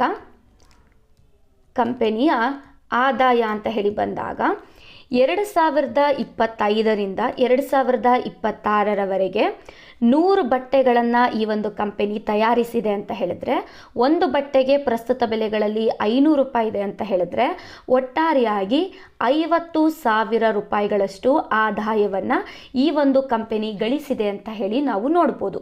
ಆದರೆ ಈ ಒಂದು 100 ಬಟ್ಟೆಗಳೇನಿರುತ್ತೆ ಇವುಗಳನ್ನು ತಯಾರಿಸಲು ಆ ಯಂತ್ರಕ್ಕೆ ಖರ್ಚು ಮಾಡಿರುವಂತಹ 10,000 ರೂಪಾಯಿಗಳನ್ನು ನಾವು ಮೈನಸ್ ಮಾಡಿದ್ರೆ ನಮಗೆ ಉಳಿಯುವಂಥದ್ದು 40,000. ಸೊ ಈ 40,000ವನ್ನು ನಾವು ಆ್ಯಕ್ಚುಯಲ್ ಆದಂತಹ ಆದಾಯ ಅಂತ ಹೇಳಿ ಕರೆಯಲಾಗುತ್ತೆ. ಅಂದರೆ ರಿಪೇರಿಗೆ ಬಳಕೆ ಮಾಡಲಾಗಿರುವಂತಹ 10,000 ರೂಪಾಯಿ ಏನಿರುತ್ತೆ ಇದನ್ನು ನಾವು ಆ ಒಂದು ಯಂತ್ರದ ಸವಕಳಿ ವೆಚ್ಚ ಅಂತ ಹೇಳಿ ನಾವು ಕರಿಬಹುದು. ಸೊ ಅದೇ ರೀತಿಯಲ್ಲಿ ಒಂದು ಯಂತ್ರವನ್ನು ನಾವು ವರ್ಷದಿಂದ ವರ್ಷಕ್ಕೆ ಬಳಕೆ ಮಾಡ್ತಿದ್ರೆ ಅದರ ಬೆಲೆ ಅನ್ನುವಂಥದ್ದು ಕಡಿಮೆ ಆಗುತ್ತೆ. ಆ ಒಂದು ಯಂತ್ರವನ್ನು ಸರಿಪಡಿಸಲಿಕ್ಕೆ ರಿಪೇರಿಯನ್ನು ಮಾಡಲಿಕ್ಕೆ ನಾವು ಒಂದಿಷ್ಟು ಹಣವನ್ನು ಕೂಡ ಖರ್ಚನ್ನು ಮಾಡಿರ್ತೀವಿ. ಆ ಒಂದು ಖರ್ಚನ್ನು ನಾವು ನಮ್ಮ ಆದಾಯದಿಂದ ಮೈನಸ್ ಮಾಡಿದ್ರೆ ಆ್ಯಕ್ಚುಲ್ ಆಗಿ ಆ ವರ್ಷದಲ್ಲಿ ಎಷ್ಟು ಆದಾಯವನ್ನು ಗಳಿಸಿದ್ದೇವೆ ಅನ್ನುವಂಥ ಮಾಹಿತಿ ನಮಗೆ ಗೊತ್ತಾಗ್ತಾ ಹೋಗುತ್ತೆ. ಹಾಗಾಗಿ ನಮ್ಮ ಕರ್ನಾಟಕ ರಾಜ್ಯವು ಕೂಡ ಏನು ಮಾಡುತ್ತೆ, ಕೆಲವೊಂದಿಷ್ಟು ಯಂತ್ರಗಳಾಗಿರ್ಬೋದು, ಕಟ್ಟಡಗಳಾಗಿರ್ಬೋದು, ಸ್ಥಿರ ಸ್ವತ್ತುಗಳಾಗಿರ್ಬೋದು, ಫಿಕ್ಸ್ಡ್ ಅಸೆಟ್ಸ್ ಆಗಿರ್ಬೋದು, ಇವುಗಳನ್ನು ಪ್ರತಿ ವರ್ಷವೂ ಕೂಡ ಹೊಸದನ್ನು ತರೋದಿಲ್ಲ. ಪ್ರತಿ ವರ್ಷ ಏನು ಮಾಡ್ತಾರೆ, ಏನು ಹಳೇದಿರುತ್ತೆ ಅದನ್ನು ರಿಪೇರಿ ಮಾಡಿಸ್ತಾರೆ, ಬಳಕೆ ಮಾಡ್ತಾರೆ, ರಿಪೇರಿ ಮಾಡಿಸ್ತಾರೆ, ಬಳಕೆಯನ್ನು ಮಾಡ್ತಾರೆ. ಹಾಗಾಗಿ ರಿಪೇರಿಯನ್ನು ಮಾಡಿಸುವಂತಹ ಸಮಯದಲ್ಲಿ ನಾವು ಖರ್ಚನ್ನು ಮಾಡಿರುವಂತಹ ಒಂದು ಹಣ ಏನಿರುತ್ತೆ ಅದನ್ನು ನಾವು ಡಿಪ್ರಿಷಿಯೇಷನ್ ಅಂತ ಕರಿತೀವಿ. ಇದನ್ನು ನಾವು GSDP ಇಂದ ಮೈನಸನ್ನು ಮಾಡಿದ್ರೆ ನಮಗೇನು ಸಿಗುತ್ತೆ, NSDP ಸಿಗುತ್ತೆ. ಹಾಗಾಗಿ NSDP ಅನ್ನುವಂಥದ್ದು ಆ ವರ್ಷದಲ್ಲಿ ಆ್ಯಕ್ಚುಲ್ ಆಗಿ ನಮ್ಮ ರಾಜ್ಯ ಸರ್ಕಾರವು ಎಷ್ಟು ಆದಾಯವನ್ನು ಗಳಿಸಿದೆ ಅನ್ನುವಂಥದ್ದನ್ನು ನಾವು ತಿಳಿದುಕೊಳ್ಬೋದಾಗಿರುತ್ತೆ. ಹಾಗಾಗಿ ಈ ಡಿಪ್ರಿಷಿಯೇಷನ್ ಅನ್ನುವಂಥದ್ದು ಕೂಡ ಭಾಳಷ್ಟು ಪ್ರಮುಖವಾದಂತಹ ಕಾನ್ಸೆಪ್ಟ್ ಆಗಿರುತ್ತೆ. ಓಕೆ, ಸೊ ಇದಿಷ್ಟು ಕೂಡ ನಿಮ್ಗೆ ಅರ್ಥ ಆಗಿದೆ ಅಂತ ಹೇಳಿ ನಾನು ಭಾವಿಸ್ತೀನಿ. ಓಕೆ, ಸೊ ಮುಂದೆ NSDP. ಸೊ ಈಗ ಆಲ್ರೆಡಿ ನಿಮಗೆ ಗೊತ್ತಾಗಿರುತ್ತೆ ನೆಟ್ ಸ್ಟೇಟ್ ಡೊಮೆಸ್ಟಿಕ್ ಪ್ರಾಡಕ್ಟ್ ಅಂತ ಹೇಳಿ. ಸೊ ಇದು ಒಂದು ರಾಜ್ಯದ ಗಡಿಯೊಳಗೆ ಒಂದು ನಿರ್ದಿಷ್ಟ ಅವಧಿಯಲ್ಲಿ ಸಾಮಾನ್ಯವಾಗಿ ಒಂದು ವರ್ಷದಲ್ಲಿ ಉತ್ಪಾದನೆಯನ್ನು ಮಾಡಲಾಗುವಂತಹ ಎಲ್ಲ ಅಂತಿಮ ಸರಕುಗಳು ಮತ್ತು ಸೇವೆಗಳ ಒಟ್ಟು ಹಣದ ಮೌಲ್ಯದಿಂದ ಉತ್ಪಾದನೆಗೆ ಬಳಸಲಾಗಿರುವಂತಹ ಯಂತ್ರೋಪಕರಣಗಳು, ಕಟ್ಟಡಗಳು ಇತ್ಯಾದಿಗಳ ಸವಕಳಿ ವೆಚ್ಚವನ್ನು ಕಳೆದ ನಂತರದಲ್ಲಿ ಬರುವಂತಹ ಮೌಲ್ಯವನ್ನು ನಾವು ನಿವ್ವಳ ರಾಜ್ಯ ಆಂತರಿಕ ಉತ್ಪನ್ನ ಅಂತ ಹೇಳಿ ಕರೆಯಲಾಗುತ್ತೆ. ಆ್ಯಕ್ಚುಲ್ ಆಗಿ ಈ ಒಂದು NSDPಯನ್ನು ನಾವು ನಮ್ಮ ರಾಜ್ಯದ ನಿಜವಾದ ಆರ್ಥಿಕ ಉತ್ಪಾದನೆ ಅಂದರೆ ಟ್ರೂ ಎಕನಾಮಿಕ್ ಔಟ್ಪುಟ್ ಏನಿದೆ ಇದನ್ನು ಕಂಡುಹಿಡಲಿಕ್ಕೆ ಇದನ್ನು ಬಳಕೆಯನ್ನು ಮಾಡಲಾಗುತ್ತೆ.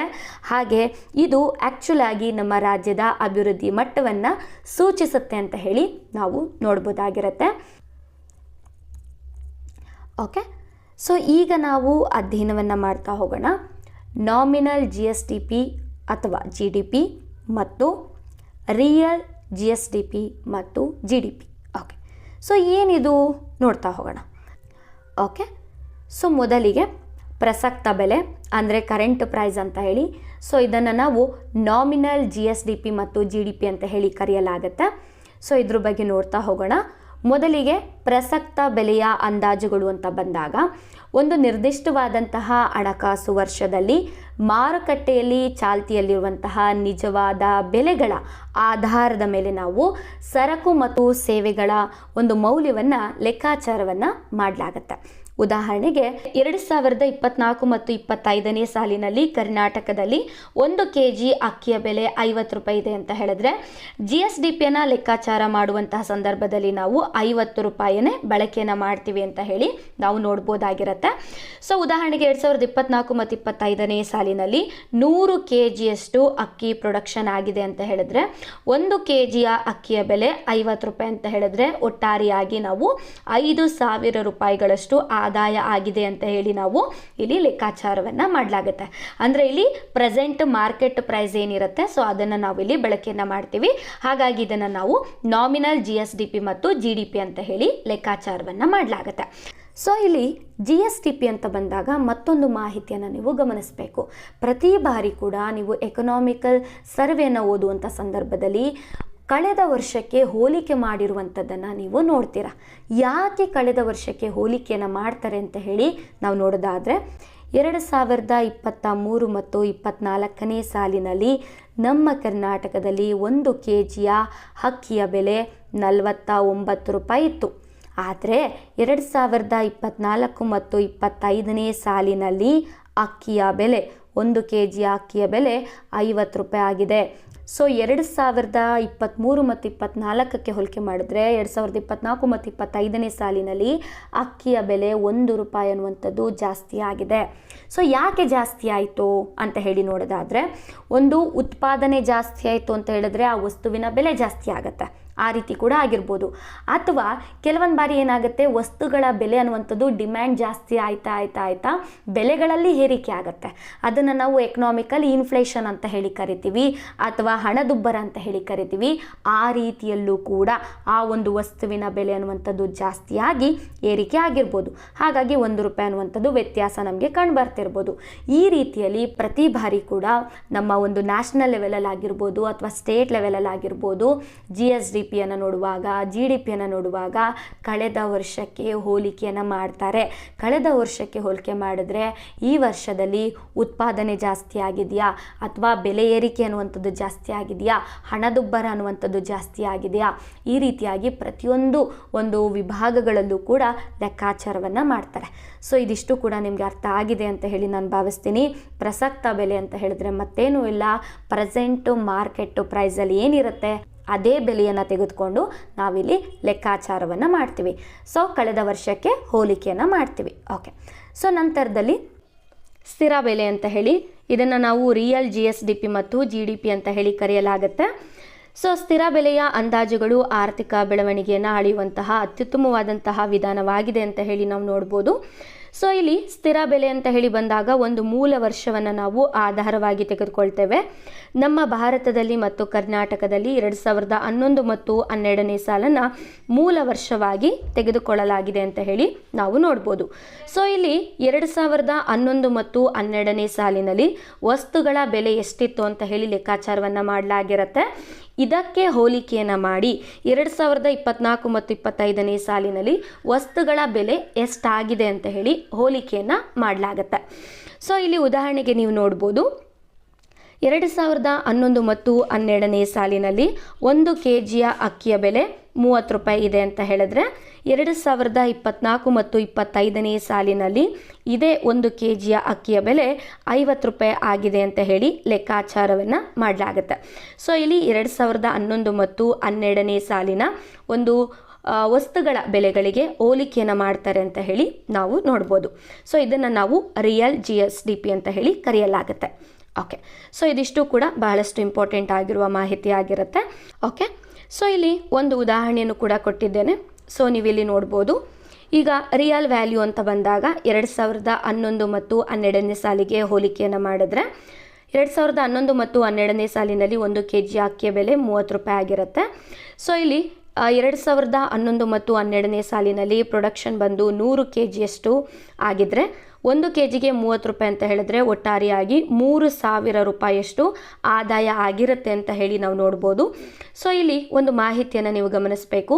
1 ಕೆಜಿಯ ಅಕ್ಕಿ ಕೇವಲ 30 ರೂಪಾಯಿಗೆ 2011 ಮತ್ತು 12ನೇ ಸಾಲಿನಲ್ಲಿ ನಮಗೆ ಅಕ್ಕಿ ಸಿಗ್ತಾ ಇದೆ.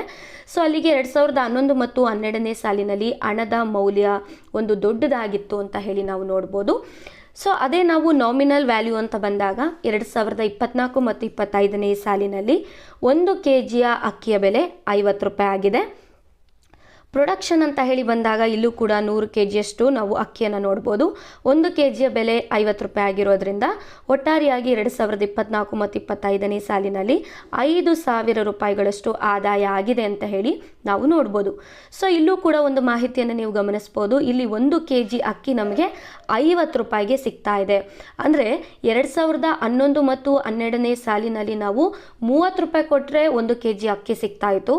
ಆದರೆ ಪ್ರಸ್ತುತ ನಾವು 50 ರೂಪಾಯಿ ಕೊಟ್ಟರೆ 1 ಕೆಜಿ ಅಕ್ಕಿ ಅನ್ನುವಂಥದ್ದು ಸಿಗ್ತಾ ಇದೆ. ಅಲ್ಲಿಗೆ 2024 ಮತ್ತು 25ನೇ ಸಾಲಿನಲ್ಲಿ ಹಣದ ಮೌಲ್ಯ ಅನ್ನುವಂಥದ್ದು ಕಡಿಮೆ ಆಗಿದೆ ಅಂತ ಹೇಳಿ ನಾವು ನೋಡ್ಬೋದಾಗಿರುತ್ತೆ.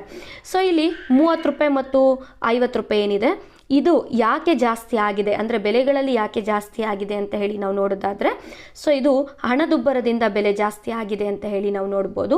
ಅಂದರೆ ವಸ್ತುವಿನಲ್ಲಾದಂತಹ ಒಂದು ಬೆಲೆಯ ಬದಲಾವಣೆಯಿಂದ ಇಲ್ಲಿ ಪ್ರೈಸ್ ಅನ್ನುವಂಥದ್ದು ಜಾಸ್ತಿ ಆಗಿದೆ ಅಂತ ಹೇಳಿ ನಾವು ನೋಡ್ಬೋದಾಗಿರುತ್ತೆ.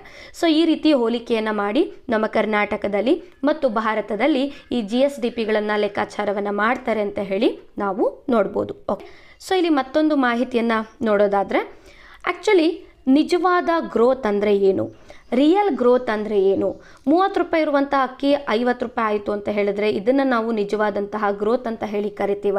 ನೋಡ್ತಾ ಹೋಗೋಣ. ಸೊ 30 ರೂಪಾಯಿ ಇರುವಂತಹ ಅಕ್ಕಿ 50 ರೂಪಾಯಿ ಆಯಿತು ಅಂತ ಹೇಳಿದ್ರೆ ಇದನ್ನು ನಾವು ಬೆಲೆಗಳಲ್ಲಿ ಆದಂತಹ ಬದಲಾವಣೆ ಅಂತ ಹೇಳಿ ಕರಿತೀವಿ. ಇದಕ್ಕೆ ನಾವು ಹಣದುಬ್ಬರ ಅಂತ ಹೇಳಿ ಕರಿತೀವಿ. ಇದನ್ನು ನಾವು ಆ್ಯಕ್ಚುಲ್ ಆಗಿ ರಿಯಲ್ ಗ್ರೋತ್ ಅಂತ ಹೇಳಿ ಕರೆಯೋದಿಲ್ಲ. ಅದೇ ಈ 30 ರೂಪಾಯಿ ಇರುವಂತಹ 1 ಕೆಜಿ ಅಕ್ಕಿ ಏನಾದರೂ 2011 ಮತ್ತು 12ನೇ ಸಾಲಿನಲ್ಲಿ 100 ಕೆಜಿಯಷ್ಟು ಉತ್ಪಾದನೆಯಾಗಿ ಅದೇ 2024 ಮತ್ತು 25ನೇ ಸಾಲಿನಲ್ಲಿ 200 ಕೆಜಿಯಷ್ಟು ಅಕ್ಕಿಯನ್ನು ಉತ್ಪಾದನೆಯನ್ನು ಮಾಡಿದ್ರೆ ಇದನ್ನು ನಾವು ರಿಯಲ್ ಗ್ರೋತ್ ಅಂತ ಹೇಳಿ ಕರಿತೀವಿ. ಅಂದರೆ ಉತ್ಪಾದನೆಯಲ್ಲಿ ಜಾಸ್ತಿ ಆಯಿತು ಅಂತ ಹೇಳಿದ್ರೆ, ಉತ್ಪಾದನೆ ಜಾಸ್ತಿ ಆಯಿತು ಅಂತ ಹೇಳಿದ್ರೆ ಅದನ್ನು ನಾವು ರಿಯಲ್ ಗ್ರೋತ್ ಅಂತ ಹೇಳಿ ಕರೆಯಲಾಗುತ್ತೆ.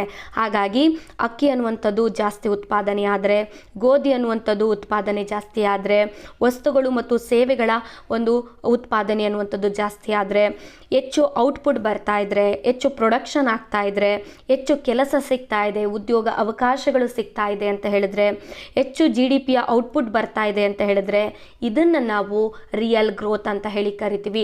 ಇವತ್ತು ನಮ್ಮ ಕರ್ನಾಟಕ ಆಗಿರ್ಬೋದು ಅಥವಾ ನಮ್ಮ ಭಾರತ ಆಗಿರ್ಬೋದು ಒಂದು ಪ್ರಗತಿಯ ಹಂತದಲ್ಲಿ ಸಾಗ್ತಾ ಇದೆ ಅಂತ ಹೇಳಿದ್ರೆ ಈ ರೀತಿ ಉತ್ಪಾದನೆ ಅನ್ನುವಂಥದ್ದು ಜಾಸ್ತಿ ಆಗ್ತಾ ಇರುತ್ತೆ ಅಂತ ಹೇಳಿ ನಾವು ನೋಡ್ಬೋದು. ಸೊ ಬೆಲೆಗಳಲ್ಲಿ ಜಾಸ್ತಿ ಆದರೆ ಅದನ್ನು ನಾವು ಹಣದುಬ್ಬರ ಅಂತ ಹೇಳಿ ಕರಿತೀವಿ. ಉತ್ಪಾದನೆಯಲ್ಲಿ ಜಾಸ್ತಿ ಆದರೆ ಅದನ್ನು ನಾವು ರಿಯಲ್ ಗ್ರೋತ್ ಅಂತ ಹೇಳಿ ಕರೆಯಲಾಗುತ್ತೆ. ಸೊ ನೀವಿಲ್ಲಿ ಒಂದು ವ್ಯಾಖ್ಯಾನವನ್ನು ಕೂಡ ನೋಡ್ಬೋದು. ಬೆಲೆ ಏರಿಕೆ ಅನ್ನುವಂಥದ್ದು ರಿಯಲ್ ಗ್ರೋತ್ ಅಲ್ಲ, ಉತ್ಪಾದನೆಯ ಏರಿಕೆಯೇ ರಿಯಲ್ ಗ್ರೋತ್ ಅಂತ ಹೇಳಿ. ಸೊ ಇದು ಭಾಳಷ್ಟು ಇಂಪಾರ್ಟೆಂಟ್ ಆಗಿರುವಂತಹ ಮಾಹಿತಿ ಆಗಿರುತ್ತೆ. ಓಕೆ, ಸೊ ಈಗ ನಾವು ಅಧ್ಯಯನವನ್ನು ಮಾಡ್ತಾ ಹೋಗೋಣ ನಮ್ಮ ರಾಜ್ಯದ ಒಟ್ಟು ಆಂತರಿಕ ಉತ್ಪನ್ನದ ಒಂದು ಅಂಕಿಅಂಶಗಳ ಕುರಿತು. ಓಕೆ, ಸೊ ಮೊದಲಿಗೆ ನಮ್ಮ ಕರ್ನಾಟಕ ರಾಜ್ಯದ ಆಂತರಿಕ ಉತ್ಪನ್ನ ಅಂತ ಹೇಳಿ ಬಂದಾಗ ನಾವು GSDP ಅಂತ ಹೇಳಿ ಕರಿತೀವಿ. ಸೊ ಪ್ರೆಸೆಂಟ್ ಇಯರ್ ಅಂತ ಬಂದಾಗ 2024 ಮತ್ತು 25ನೇ ಸಾಲಿನಲ್ಲಿ ನಾಮಿನಲ್ GSDPಯನ್ನು ನಾವು ನೋಡೋದಾದರೆ 2023 ಮತ್ತು 24ಕ್ಕೆ ಹೋಲಿಕೆಯನ್ನು ಮಾಡಿದ್ರೆ 2023 ಮತ್ತು 24ನೇ ಸಾಲಿನಲ್ಲಿ ಪ್ರಸಕ್ತ ಬೆಲೆಗಳಲ್ಲಿ ಅಂದರೆ ಪ್ರೆಸೆಂಟ್ ವ್ಯಾಲ್ಯೂನಲ್ಲಿ ರೂಪಾಯಿ 25.57 ಲಕ್ಷ ಕೋಟಿಗಳಷ್ಟು ನಾವು GSDPಯನ್ನು ನೋಡ್ಬೋದಾಗಿರುತ್ತೆ. 2024 ಮತ್ತು 25ನೇ ಸಾಲಿನಲ್ಲಿ 12.8% ಬೆಳವಣಿಗೆಯನ್ನು ಹೊಂದಿ GSDP ರೂಪಾಯಿ 28.8 ಲಕ್ಷ ಕೋಟಿಗಳಷ್ಟಾಗುವಂತಹ ನಿರೀಕ್ಷೆ ಇದೆ ಅಂತ ಹೇಳಿ ನಾವು ನೋಡ್ಬೋದಾಗಿರುತ್ತೆ. ಸೊ ಇದನ್ನು ನಾವು ನಾಮಿನಲ್ GSDP ಅಂತ ಹೇಳಿ ಕರೆಯಲಾಗುತ್ತೆ. ನಂತರದಲ್ಲಿ ರಿಯಲ್ GSDP ಅಂತ ಹೇಳಿ ಬಂದಾಗ ಬೇಸ್ ಇಯರ್ 2011 ಮತ್ತು 12ನೇ ಸಾಲನ್ನು ತೆಗೆದುಕೊಳ್ಳಲಾಗುತ್ತೆ.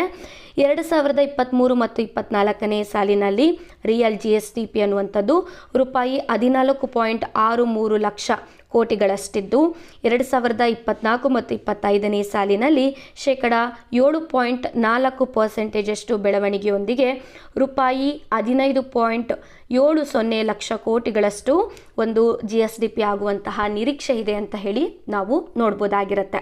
ಸೊ ಇದು ರಿಯಲ್ GSDP ಆಗಿರುತ್ತೆ, ಇದು ನಾಮಿನಲ್ GSDP ಆಗಿರುತ್ತೆ. ಓಕೆ, ಸೊ ನಂತರದಲ್ಲಿ 2024 ಮತ್ತು 25ನೇ ಸಾಲಿನ ರಾಜ್ಯದ ಒಟ್ಟು ಆಂತರಿಕ ಉತ್ಪನ್ನ ಅಂತ ಬಂದಾಗ GSDP ಅಂತ ಬಂದಾಗ ಅದರಲ್ಲೂ ಸ್ಥಿರ ಬೆಲೆಗಳು ಅಂದರೆ 2011 ಮತ್ತು 12ಕ್ಕೆ ಹೋಲಿಕೆ ಮಾಡಿದಾಗ ಶೇಕಡ 7.4% ಏನಾಗಿದೆ GSDP ಇದೆ.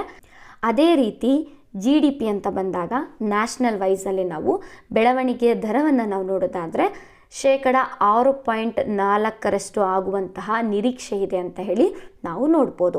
ಇನ್ನು ರಾಷ್ಟ್ರೀಯ ಆದಾಯಕ್ಕೆ ನಮ್ಮ ರಾಜ್ಯ ಆದಾಯ ಏನಿದೆ ಅಂದರೆ GDPಗೆ GSDP ಕಡೆಯಿಂದ ಎಷ್ಟು ಕೊಡುಗೆ ಹೋಗ್ತಾ ಇದೆ ಅಂತ ಹೇಳಿ ನಾವು ನೋಡೋದಾದರೆ 2023 ಮತ್ತು 24ನೇ ಸಾಲಿನಲ್ಲಿ ಶೇಕಡ 8.6% ಕೊಡುಗೆಯನ್ನು ಕೊಟ್ಟಿದ್ರೆ 2024 ಮತ್ತು 25ನೇ ಸಾಲಿನಲ್ಲಿ ನಮ್ಮ ಕರ್ನಾಟಕವು ರಾಷ್ಟ್ರದ GDPಗೆ 8.9% ಕೊಡುಗೆಯನ್ನು ಕೊಡುವಂತಹ ನಿರೀಕ್ಷೆಯನ್ನು ಹೊಂದಿದೆ ಅಂತ ಹೇಳಿ ನಾವು ನೋಡ್ಬೋದಾಗಿರುತ್ತೆ. ಓಕೆ, ಸೊ ನಂತರದಲ್ಲಿ 2023 ಮತ್ತು 24ನೇ ಸಾಲಿನ ಪ್ರಸಕ್ತ ಬೆಲೆಗಳಲ್ಲಿ ಅಂದರೆ ಪ್ರೆಸೆಂಟ್ ಇಯರಲ್ಲಿ GSDPಯ ಕೊಡುಗೆಯನ್ನು ನಾವು ನೋಡೋದಾದರೆ ನಮ್ಮ ಬೆಂಗಳೂರು ನಗರವು ಒಟ್ಟು ಆಂತರಿಕ ಉತ್ಪನ್ನ ಅಂದರೆ GSDPಗೆ 9,98,659 ಕೋಟಿಗಳಷ್ಟು ಏನು ಮಾಡ್ತಾ ಇದೆ ಕೊಡುಗೆಯನ್ನು ಕೊಡ್ತಾ ಇದೆ ಅಂತ ಹೇಳಿ ನೋಡ್ಬೋದು. ಸೊ ಇದನ್ನು ನಾವು ಇತರ ಒಂದು ಜಿಲ್ಲೆಗಳಿಗೆ ಹೋಲಿಕೆಯನ್ನು ಮಾಡಿದ್ರೆ ನಮ್ಮ ರಾಜ್ಯದ GSDPಗೆ ಅತಿ ಹೆಚ್ಚು ಅಂದರೆ 39.1% ಕೊಡುಗೆಯನ್ನು ಕೊಡ್ತಾ ಇದೆ. ಹಾಗಾಗಿ ಮೊದಲನೇ ಸ್ಥಾನದಲ್ಲಿದೆ ಅಂತ ಹೇಳಿ ನಾವು ನೋಡ್ಬೋದು. ಸೊ GSDPಗೆ ಅತಿ ಹೆಚ್ಚು ಕೊಡುಗೆಯನ್ನು ಕೊಡ್ತಿರುವಂತಹ ಜಿಲ್ಲೆ ಅಂತ ಬಂದಾಗ ನಾವು ಬೆಂಗಳೂರು ನಗರವನ್ನು ತೆಗೆದುಕೊಳ್ಬೇಕಾಗತ್ತೆ. ನಂತರ GSDPಗೆ ದಕ್ಷಿಣ ಕನ್ನಡವು 5.4% ಕೊಡುಗೆಯನ್ನು ಕೊಡೋದ್ರ ಮೂಲಕ 2ನೇ ಸ್ಥಾನದಲ್ಲಿದೆ ಅಂತ ಹೇಳಿ ನಾವು ನೋಡ್ಬೋದು. ನಂತರ ಬೆಳಗಾವಿ ಅಂತ ಬಂದಾಗ 3.9% ಕೊಡುಗೆಯನ್ನು ಕೊಡೋದ್ರಿಂದ ಇದು 3ನೇ ಸ್ಥಾನದಲ್ಲಿದೆ ಅಂತ ಹೇಳಿ ನೀವು ನೋಡ್ಬೋದಾಗಿರುತ್ತೆ. ಸೊ ಇದು ತಲಾ ಆದಾಯ ಅಲ್ಲ, ತುಂಬ ಜನ ಕನ್ಫ್ಯೂಷನ್ಸ್ ಮಾಡ್ಕೊಳ್ತಾರೆ. ಇದು ತಲಾ ಆದಾಯ ಅಲ್ಲ, ಇದು GSDPಗೆ ಯಾವ ಜಿಲ್ಲೆಗಳು ಎಷ್ಟು ಕೊಡುಗೆಯನ್ನು ಕೊಡ್ತಾ ಇದೆ ಅಂತ ಹೇಳಿ ನಾವು ನೋಡ್ಬೋದು. ಅಂದರೆ ಬೆಂಗಳೂರು ನಗರದಲ್ಲಿ GSDPಗೆ ಲೆಕ್ಕಾಚಾರವನ್ನು ಮಾಡುವಂಥ ಸಂದರ್ಭದಲ್ಲಿ ಎಷ್ಟು ಕೋಟಿಗಳು ಕೊಡುಗೆಯಾಗಿ ಬರ್ತಾ ಇದೆ ಅಂತ ಹೇಳಿ ನಾವು ನೋಡ್ಬೋದಾಗಿರುತ್ತೆ. ಓಕೆ, ಸೊ ನಂತರದಲ್ಲಿ ಸೊ ಈ ಒಂದು ಪಟ್ಟಿಯನ್ನು ಸ್ವಲ್ಪ ನಾವು ಗಮನಿಸೋಣ.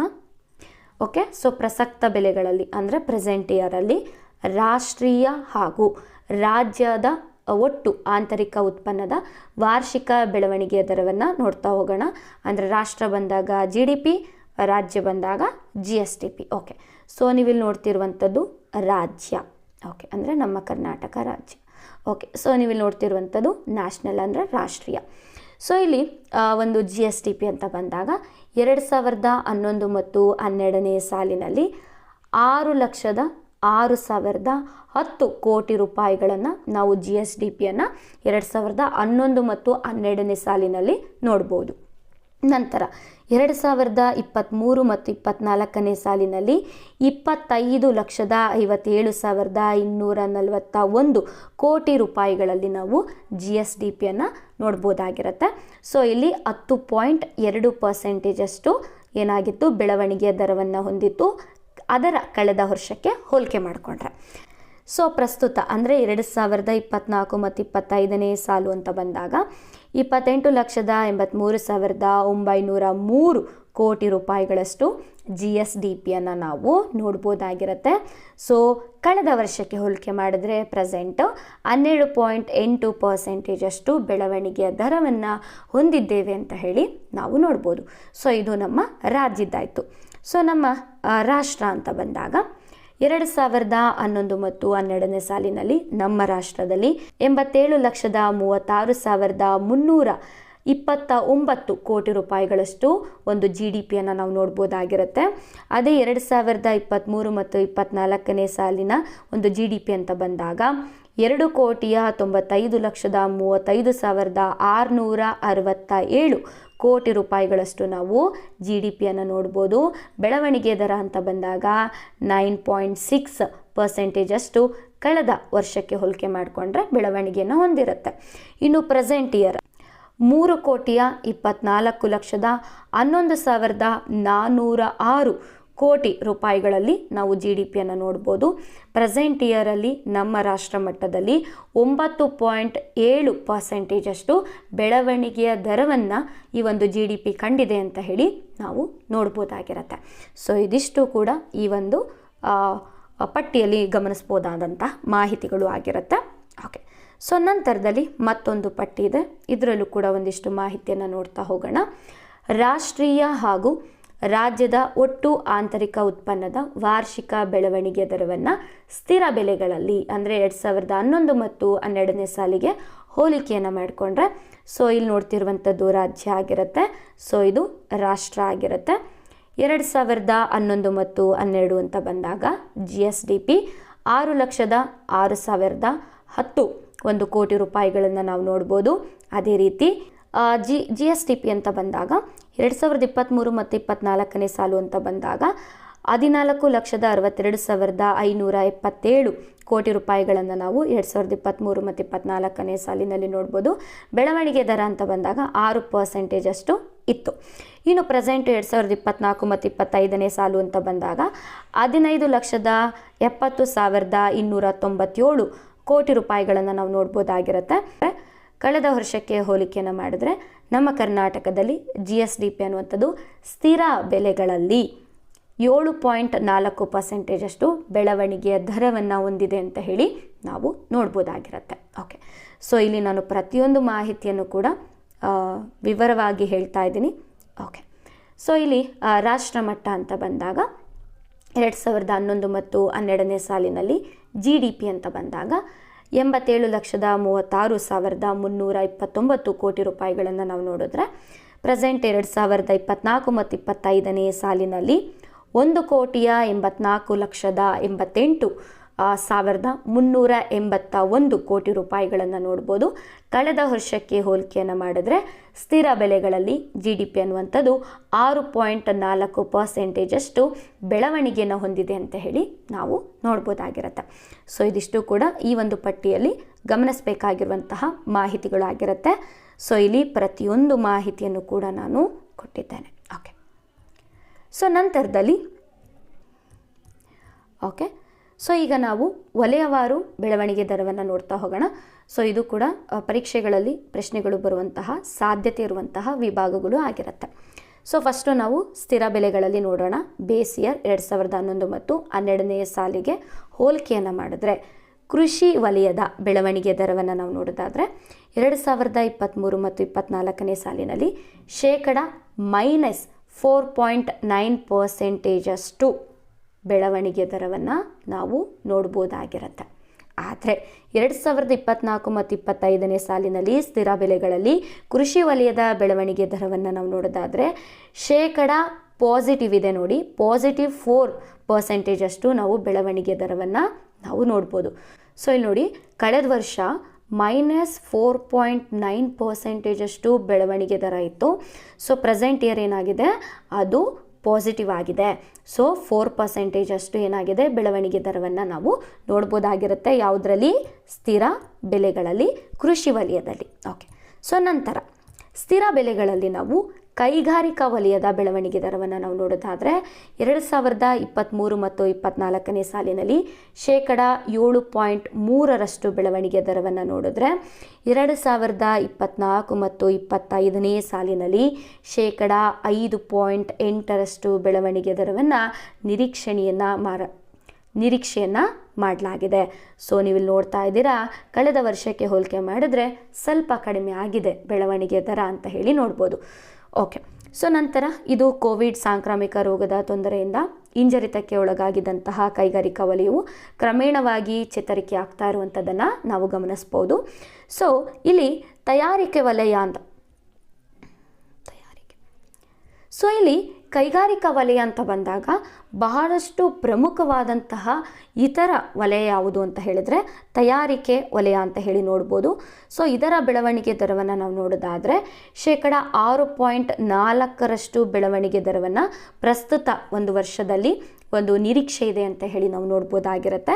ಸೊ ಕೈಗಾರಿಕಾ ವಲಯದ ಒಟ್ಟಾರೆ ಬೆಳವಣಿಗೆಗೆ ಪ್ರಮುಖವಾದಂತಹ ಕಾರಣ ಅಂತ ಹೇಳಿದ್ರೆ ಈ ಒಂದು ತಯಾರಿಕಾ ವಲಯ ಅಂತ ಹೇಳಿ ನಾವು ನೋಡ್ಬೋದಾಗಿರುತ್ತೆ. ಓಕೆ, ಸೊ ಇದಾದ ನಂತರ ಸೊ ಇಲ್ಲಿ ನೀವು ಎರಡು ರೀತಿಯಾದಂತಹ ಒಂದು ದರಗಳನ್ನು ನೋಡ್ಬೋದು. ಮೊದಲಿಗೆ ಸ್ಥಿರ ಬೆಲೆಗಳಲ್ಲಿಯೇ ಗಣಕಯಂತ್ರ ಸಂಬಂಧಿತವಾದಂತಹ ಸೇವಾ ವಲಯವನ್ನು ನಾವು ನೋಡೋದಾದರೆ ಇದು ಕೇವಲ ಗಣಕಯಂತ್ರ ಸಂಬಂಧಿತ ಸೇವಾ ವಲಯ.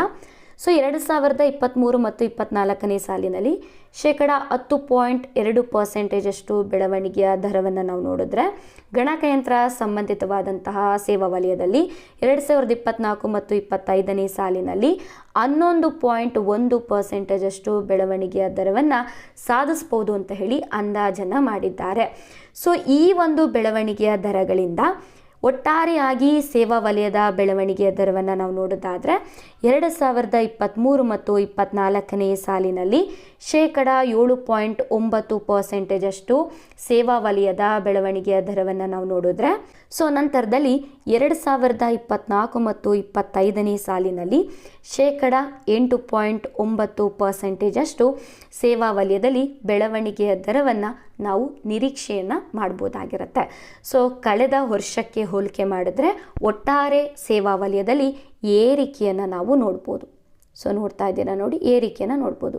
7.9 ಇತ್ತು ಲಾಸ್ಟ್ ಇಯರು, ಪ್ರೆಸೆಂಟ್ ಇಯರು 8.9 ಆಗಿದೆ. ಸೊ ಏರಿಕೆ ಆಗಿದೆ. ಸೊ ಅದೇ ರೀತಿಯಲ್ಲಿ ನಾವು ಕೈಗಾರಿಕೆಗೆ ಬಂದರೆ ಇಲ್ಲಿ ಕಡಿಮೆ ಆಗಿದೆ. 7.3 ಇತ್ತು, ಇಲ್ಲಿ 5.8 ಆಗಿದೆ, ಕಡಿಮೆ ಆಗಿದೆ. ಸೊ ಅದೇ ರೀತಿ ನಾವು ಕೃಷಿ ಅಂತ ಬಂದಾಗ ಸ್ಥಿರ ಬೆಲೆಗಳಲ್ಲಿ ಮೈನಸ್ ಇತ್ತು, ಇಲ್ಲಿ ಪಾಸಿಟಿವ್ ಆಗಿದೆ, ಅಂದರೆ ಏರಿಕೆ ಆಗಿದೆ. ಏರಿಕೆ ಮತ್ತು ಇಳಿಕೆ ಅಂತಲೂ ಕೂಡ ಪ್ರಶ್ನೆ ಕೇಳೋ ಸಾಧ್ಯತೆಗಳು ಜಾಸ್ತಿ ಇರುತ್ತೆ. ಸೊ ಇದಿಷ್ಟು ಕೂಡ ಏನಾಗಿರುತ್ತೆ, ಸ್ಥಿರ ಬೆಲೆಗಳಲ್ಲಿ ಮೆನ್ಷನ್ ಮಾಡಿ ಹೇಳ್ತಾ ಇದ್ದೀನಿ, ಸ್ಥಿರ ಬೆಲೆಗಳಲ್ಲಿ. ಓಕೆ, ಸೊ ನಂತರ ಸಾರ್ವಜನಿಕ ಆಡಳಿತ ವಲಯ ಅಂತ ಬಂದಾಗ ಪ್ರೆಸೆಂಟ್ ಇಯರು ಸ್ಥಿರ ಬೆಲೆಗಳಲ್ಲಿ 19.7% ಬೆಳವಣಿಗೆ ದರವನ್ನು ನಾವು ನೋಡ್ಬೋದಾಗಿರುತ್ತೆ.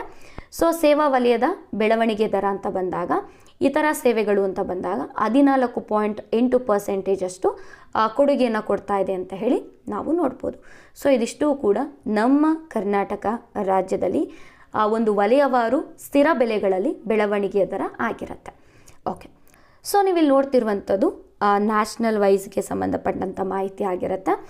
ಸೊ ಇಲ್ಲಿ ರಾಷ್ಟ್ರೀಯ ಆಂತರಿಕ ಉತ್ಪನ್ನ ಅಂದರೆ GDP 2024 ಮತ್ತು 25ನೇ ಸಾಲಿನಲ್ಲಿ 6.4% ಬೆಳವಣಿಗೆ ದರವನ್ನು ನಾವು ನಿರೀಕ್ಷೆಯನ್ನು ಮಾಡ್ಬೋದು. ಸೊ ಇದನ್ನು ನಾವು ಪಟ್ಟಿಯಲ್ಲಿ ಕೂಡ ಅಧ್ಯಯನವನ್ನು ಮಾಡಿದ್ವಿ. ಇನ್ನು ರಾಷ್ಟ್ರದ ಆಂತರಿಕ ಉತ್ಪನ್ನದಲ್ಲಿ ಕೃಷಿ ಅಂತ ಬಂದಾಗ ನಾವು ಬೆಳವಣಿಗೆ ದರವನ್ನು ಕೃಷಿ ಅಂತ ಬಂದಾಗ ನಾವು ರಾಷ್ಟ್ರೀಯ ಮಟ್ಟದಲ್ಲಿ 3.8% ಬೆಳವಣಿಗೆ ದರವನ್ನು ನಾವು ನೋಡ್ಬೋದು. ಕೈಗಾರಿಕೆ ಅಂತ ಹೇಳಿ ಬಂದಂಥ ಸಂದರ್ಭದಲ್ಲಿ 6.2% ಬೆಳವಣಿಗೆ ದರವನ್ನು ನೋಡ್ಬೋದು. ಹಾಗೆ ಸೇವಾ ವಲಯ ಅಂತ ಬಂದಾಗ 7.2% ಬೆಳವಣಿಗೆ ದರವನ್ನು ನಾವು ನ್ಯಾಷನಲ್ ಲೆವೆಲಲ್ಲಿ ನಾವು ನೋಡ್ಬೋದಾಗಿರುತ್ತೆ. ಓಕೆ, ಸೊ ಇದಿಷ್ಟು ಕೂಡ ವಲಯವಾರಿಗೆ ಸಂಬಂಧಪಟ್ಟಂಥ ಮಾಹಿತಿಗಳು ಆಗಿರುತ್ತೆ. ಸೊ ಈಗ ನಾವು ಒಂದಿಷ್ಟು ಮಾಹಿತಿಯನ್ನು ನಾವು ನೋಡ್ತಾ ಹೋಗೋಣ. ಸೊ ಇದೆಲ್ಲ ಒಂದು ಸಮರೈಸನ್ನು ನಾವು ಮಾಡಿದಂಥ ಸಂದರ್ಭದಲ್ಲಿ ಪ್ರಸಕ್ತ ಬೆಲೆಗಳು ಅಂತ ಬಂದಾಗ ಪ್ರಾಥಮಿಕ ವಲಯ ಅಂತ ಬಂದಾಗ ಸೊ 2023 ಮತ್ತು 24ನೇ ಸಾಲಿನಲ್ಲಿ 12.61% ಬೆಳವಣಿಗೆ ದರವನ್ನು ನೋಡಿದ್ರೆ ಸೊ ಪ್ರೆಸೆಂಟ್ 2024 ಮತ್ತು 25ನೇ ಸಾಲಿನಲ್ಲಿ ಪ್ರಾಥಮಿಕ ವಲಯದಲ್ಲಿ 12.45% ಬೆಳವಣಿಗೆ ಆಗಿರುವಂಥದ್ದನ್ನು ನಾವು ನೋಡ್ಬೋದು ಪ್ರಸಕ್ತ ಬೆಲೆಗಳಲ್ಲಿ ಪ್ರಸೆಂಟ್ ಇಯರಲ್ಲಿ. ಆಯಿತಾ, ಪ್ರೆಸೆಂಟ್ ಇಯರ್ ಇದು. ಓಕೆ, ದ್ವಿತೀಯ ವಲಯ ಅಂತ ಬಂದಾಗ 2023 ಮತ್ತು 24ನೇ ಸಾಲಿನಲ್ಲಿ 20.02% ಬೆಳವಣಿಗೆ ದರವನ್ನು ನೋಡಿದ್ರೆ ನಾವು 2024 ಮತ್ತು 25 ಪ್ರೆಸೆಂಟ್ ಇಯರಲ್ಲಿ 19.42% ಬೆಳವಣಿಗೆ ದರವನ್ನು ನೋಡ್ಬೋದು. ಅದೇ ರೀತಿ ತೃತೀಯ ವಲಯ ಅಂತ ಬಂದಾಗ ನಾವು 23-24ನೇ ಸಾಲಿನಲ್ಲಿ 67.38% ಒಂದು ಬೆಳವಣಿಗೆ ದರವನ್ನು ನೋಡಿದ್ರೆ ಪ್ರೆಸೆಂಟ್ ಇಯರಲ್ಲಿ ನಾವು 68.13% ಬೆಳವಣಿಗೆ ದರವನ್ನು ನಾವು ನೋಡ್ಬೋದು. ಸೊ ಪ್ರಸಕ್ತ ಬೆಲೆಗಳಲ್ಲಿ ನಾವು ಹೋಲಿಕೆಯನ್ನು ಮಾಡಿದ್ರೆ ಕಳೆದ ವರ್ಷದಿಂದ ಈ ವರ್ಷದಲ್ಲಿ ಪ್ರಾಥಮಿಕ ವಲಯದಲ್ಲಿ ಒಂದು ನಾವು ಬೆಳವಣಿಗೆ ದರವನ್ನು ನೋಡ್ಬೋದು, ಅಂದರೆ ಪ್ರಗತಿಯನ್ನು ಕಂಡಿದೆ ಅಂತ ಹೇಳಿ ನೋಡ್ಬೋದು. ದ್ವಿತೀಯ ವಲಯ ಅಂತ ಬಂದಾಗ ಸ್ವಲ್ಪ ಇಳಿಕೆ ಆಗಿದೆ ಅಂತ ಹೇಳಿ ನೋಡ್ಬೋದು. ಅದೇ ತೃತೀಯ ವಲಯ ಅಂತ ಬಂದಾಗ ಏರಿಕೆ ಆಗಿರುವಂಥದ್ದನ್ನು ನಾವು ನೋಡ್ಬೋದು. ಯಾವುದರಲ್ಲಿ? ಪ್ರಸಕ್ತ ಬೆಲೆಗಳಲ್ಲಿ. ಓಕೆ, ಸೊ ನಂತರದಲ್ಲಿ ಸೊ ಇದಿಷ್ಟು ಕೂಡ GSDPಗೆ ಸಂಬಂಧಪಟ್ಟಂಥ ಮಾಹಿತಿಗಳು ಮತ್ತು ವಲಯವಾರು ಕೊಡುಗೆಗಳು ಆಗಿರುತ್ತೆ. ಓಕೆ, ಸೊ ನಂತರ ಈಗ ನಾವು ನೋಡ್ತಾ ಹೋಗೋಣ. GSDPಯಿಂದ ನಾವು ಸವಕಳಿ ಅಂದರೆ ಯಂತ್ರೋಪಕರಣಗಳ ಡಿಪ್ರಿಷಿಯೇಷನನ್ನು ಮೈನಸ್ ಮಾಡಿದರೆ ನಮಗೆ NSDP ಸಿಗುತ್ತೆ, ನಿವ್ವಳ ರಾಜ್ಯ ಆಂತರಿಕ ಉತ್ಪನ್ನ ಸಿಗುತ್ತೆ. ಸೊ ಇದಕ್ಕೆ ಸಂಬಂಧಪಟ್ಟಂಥ ಮಾಹಿತಿಗಳಿದೆ. ಸೊ ಈಗ ನಾವು NSDPಯ ಮಾಹಿತಿಗಳನ್ನು ನೋಡ್ತಾ ಹೋಗೋಣ. 2024 ಮತ್ತು 25ನೇ ಸಾಲಿನ ಪ್ರಸಕ್ತ ಬೆಲೆಗಳಲ್ಲಿ ನಾಮಿನಲ್ ಪ್ರೈಸ್ ಅಂದರೆ ಪ್ರೆಸೆಂಟ್ ಇಯರಲ್ಲಿ ನಿವ್ವಳ ಆಂತರಿಕ ಉತ್ಪನ್ನದ ಒಂದು ಬೆಳವಣಿಗೆ ದರವನ್ನು ನಾವು ನೋಡ್ತಾ ಹೋದರೆ, ಕೃಷಿ ಅಂತ ಬಂದಾಗ 9.8% ಬೆಳವಣಿಗೆ ದರವನ್ನು ಪ್ರೆಸೆಂಟ್ ಇಯರಲ್ಲಿ ನಾವು ನೋಡ್ಬೋದು. ಕೈಗಾರಿಕೆ ಅಂತ ಬಂದಾಗ 9.1% ಬೆಳವಣಿಗೆ ದರವನ್ನು ನಾವು ಗಮನಿಸ್ಬೋದಾಗಿರುತ್ತೆ.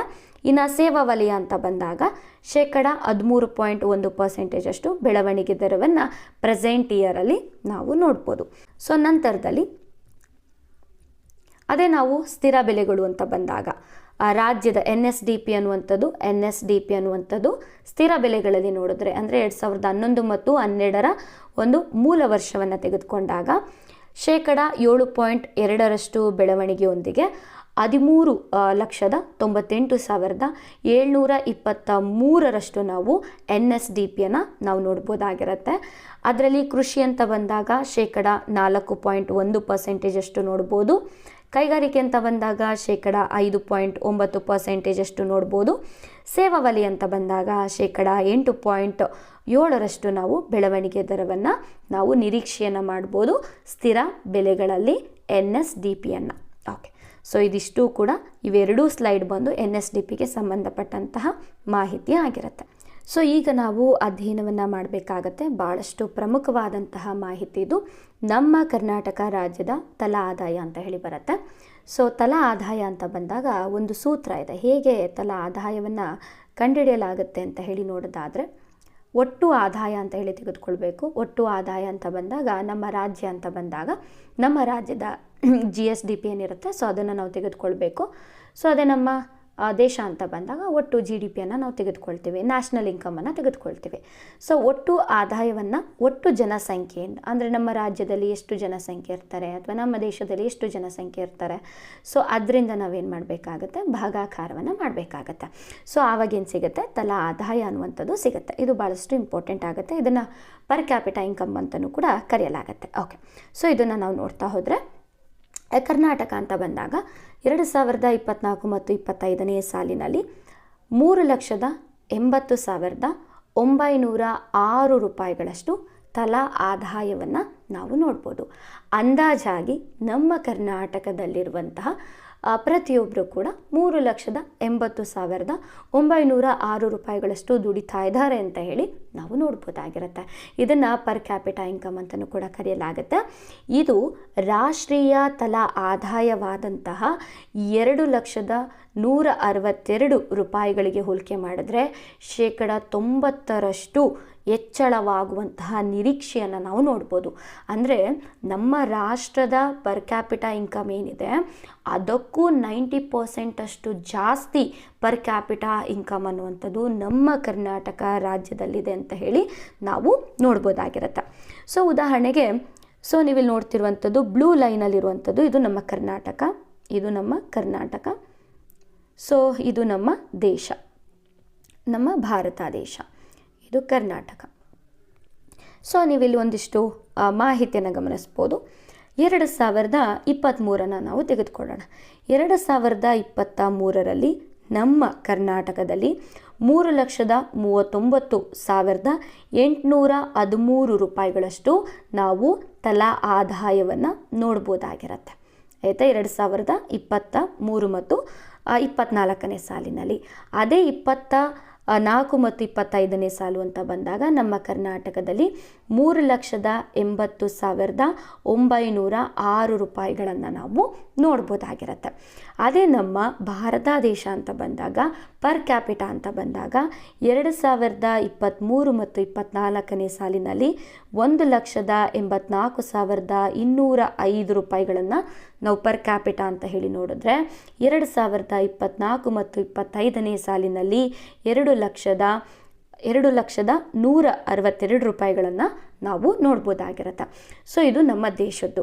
ಸೊ ಹಾಗಾಗಿ ನಮ್ಮ ದೇಶದ ಪರ್ ಕ್ಯಾಪಿಟಾ ಇನ್ಕಮ್ಗೆ ಹೋಲಿಕೆ ಮಾಡಿದ್ರೆ ನಮ್ಮ ಕರ್ನಾಟಕದಲ್ಲಿ 90% ಜಾಸ್ತಿ ಪರ್ ಕ್ಯಾಪಿಟಾ ಇನ್ಕಮನ್ನು ನಮ್ಮ ಕರ್ನಾಟಕ ರಾಜ್ಯದಲ್ಲಿ ನಾವು ನೋಡ್ಬೋದಾಗಿರುತ್ತೆ. ಓಕೆ, ಸೊ ನಂತರದಲ್ಲಿ ನಮ್ಮ ಕರ್ನಾಟಕ ರಾಜ್ಯದ ಒಂದು ತಲಾ ಆದಾಯವನ್ನು ನಾಮಿನಲ್ ಒಂದು ಇಯರಲ್ಲಿ ಅಂದರೆ ಪ್ರೆಸೆಂಟ್ ಇಯರಲ್ಲಿ ಮತ್ತು ರಿಯಲ್ ಅಂದರೆ ಬೇಸ್ ಇಯರಲ್ಲಿ ನಾವು ನೋಡೋದಾದರೆ 2023 ಮತ್ತು 24ನೇ ಸಾಲಿನಲ್ಲಿ ನಾಮಿನಲ್ ಪ್ರೈಸಲ್ಲಿ ನಾವು ನೋಡೋದಾದರೆ 3,39,813 ರೂಪಾಯಿಗಳನ್ನು ನೋಡಿದ್ರೆ 2024 ಮತ್ತು 25ನೇ ಸಾಲಿನಲ್ಲಿ ಪರ್ ಕ್ಯಾಪಿಟಾ ಇನ್ಕಮ್ ಅನ್ನುವಂಥದ್ದು ನಮ್ಮ ಕರ್ನಾಟಕದಲ್ಲಿ ನಾಮಿನಲ್ ಪ್ರೈಸಲ್ಲಿ 12.1% ಜಾಸ್ತಿ ಆಗೋದ್ರ ಮೂಲಕ 3,80,906 ರೂಪಾಯಿಗಳವರೆಗೆ ಏರಿಕೆಯಾಗಿದೆ ಅಂತ ಹೇಳಿ ನಾವು ನೋಡ್ಬೋದು.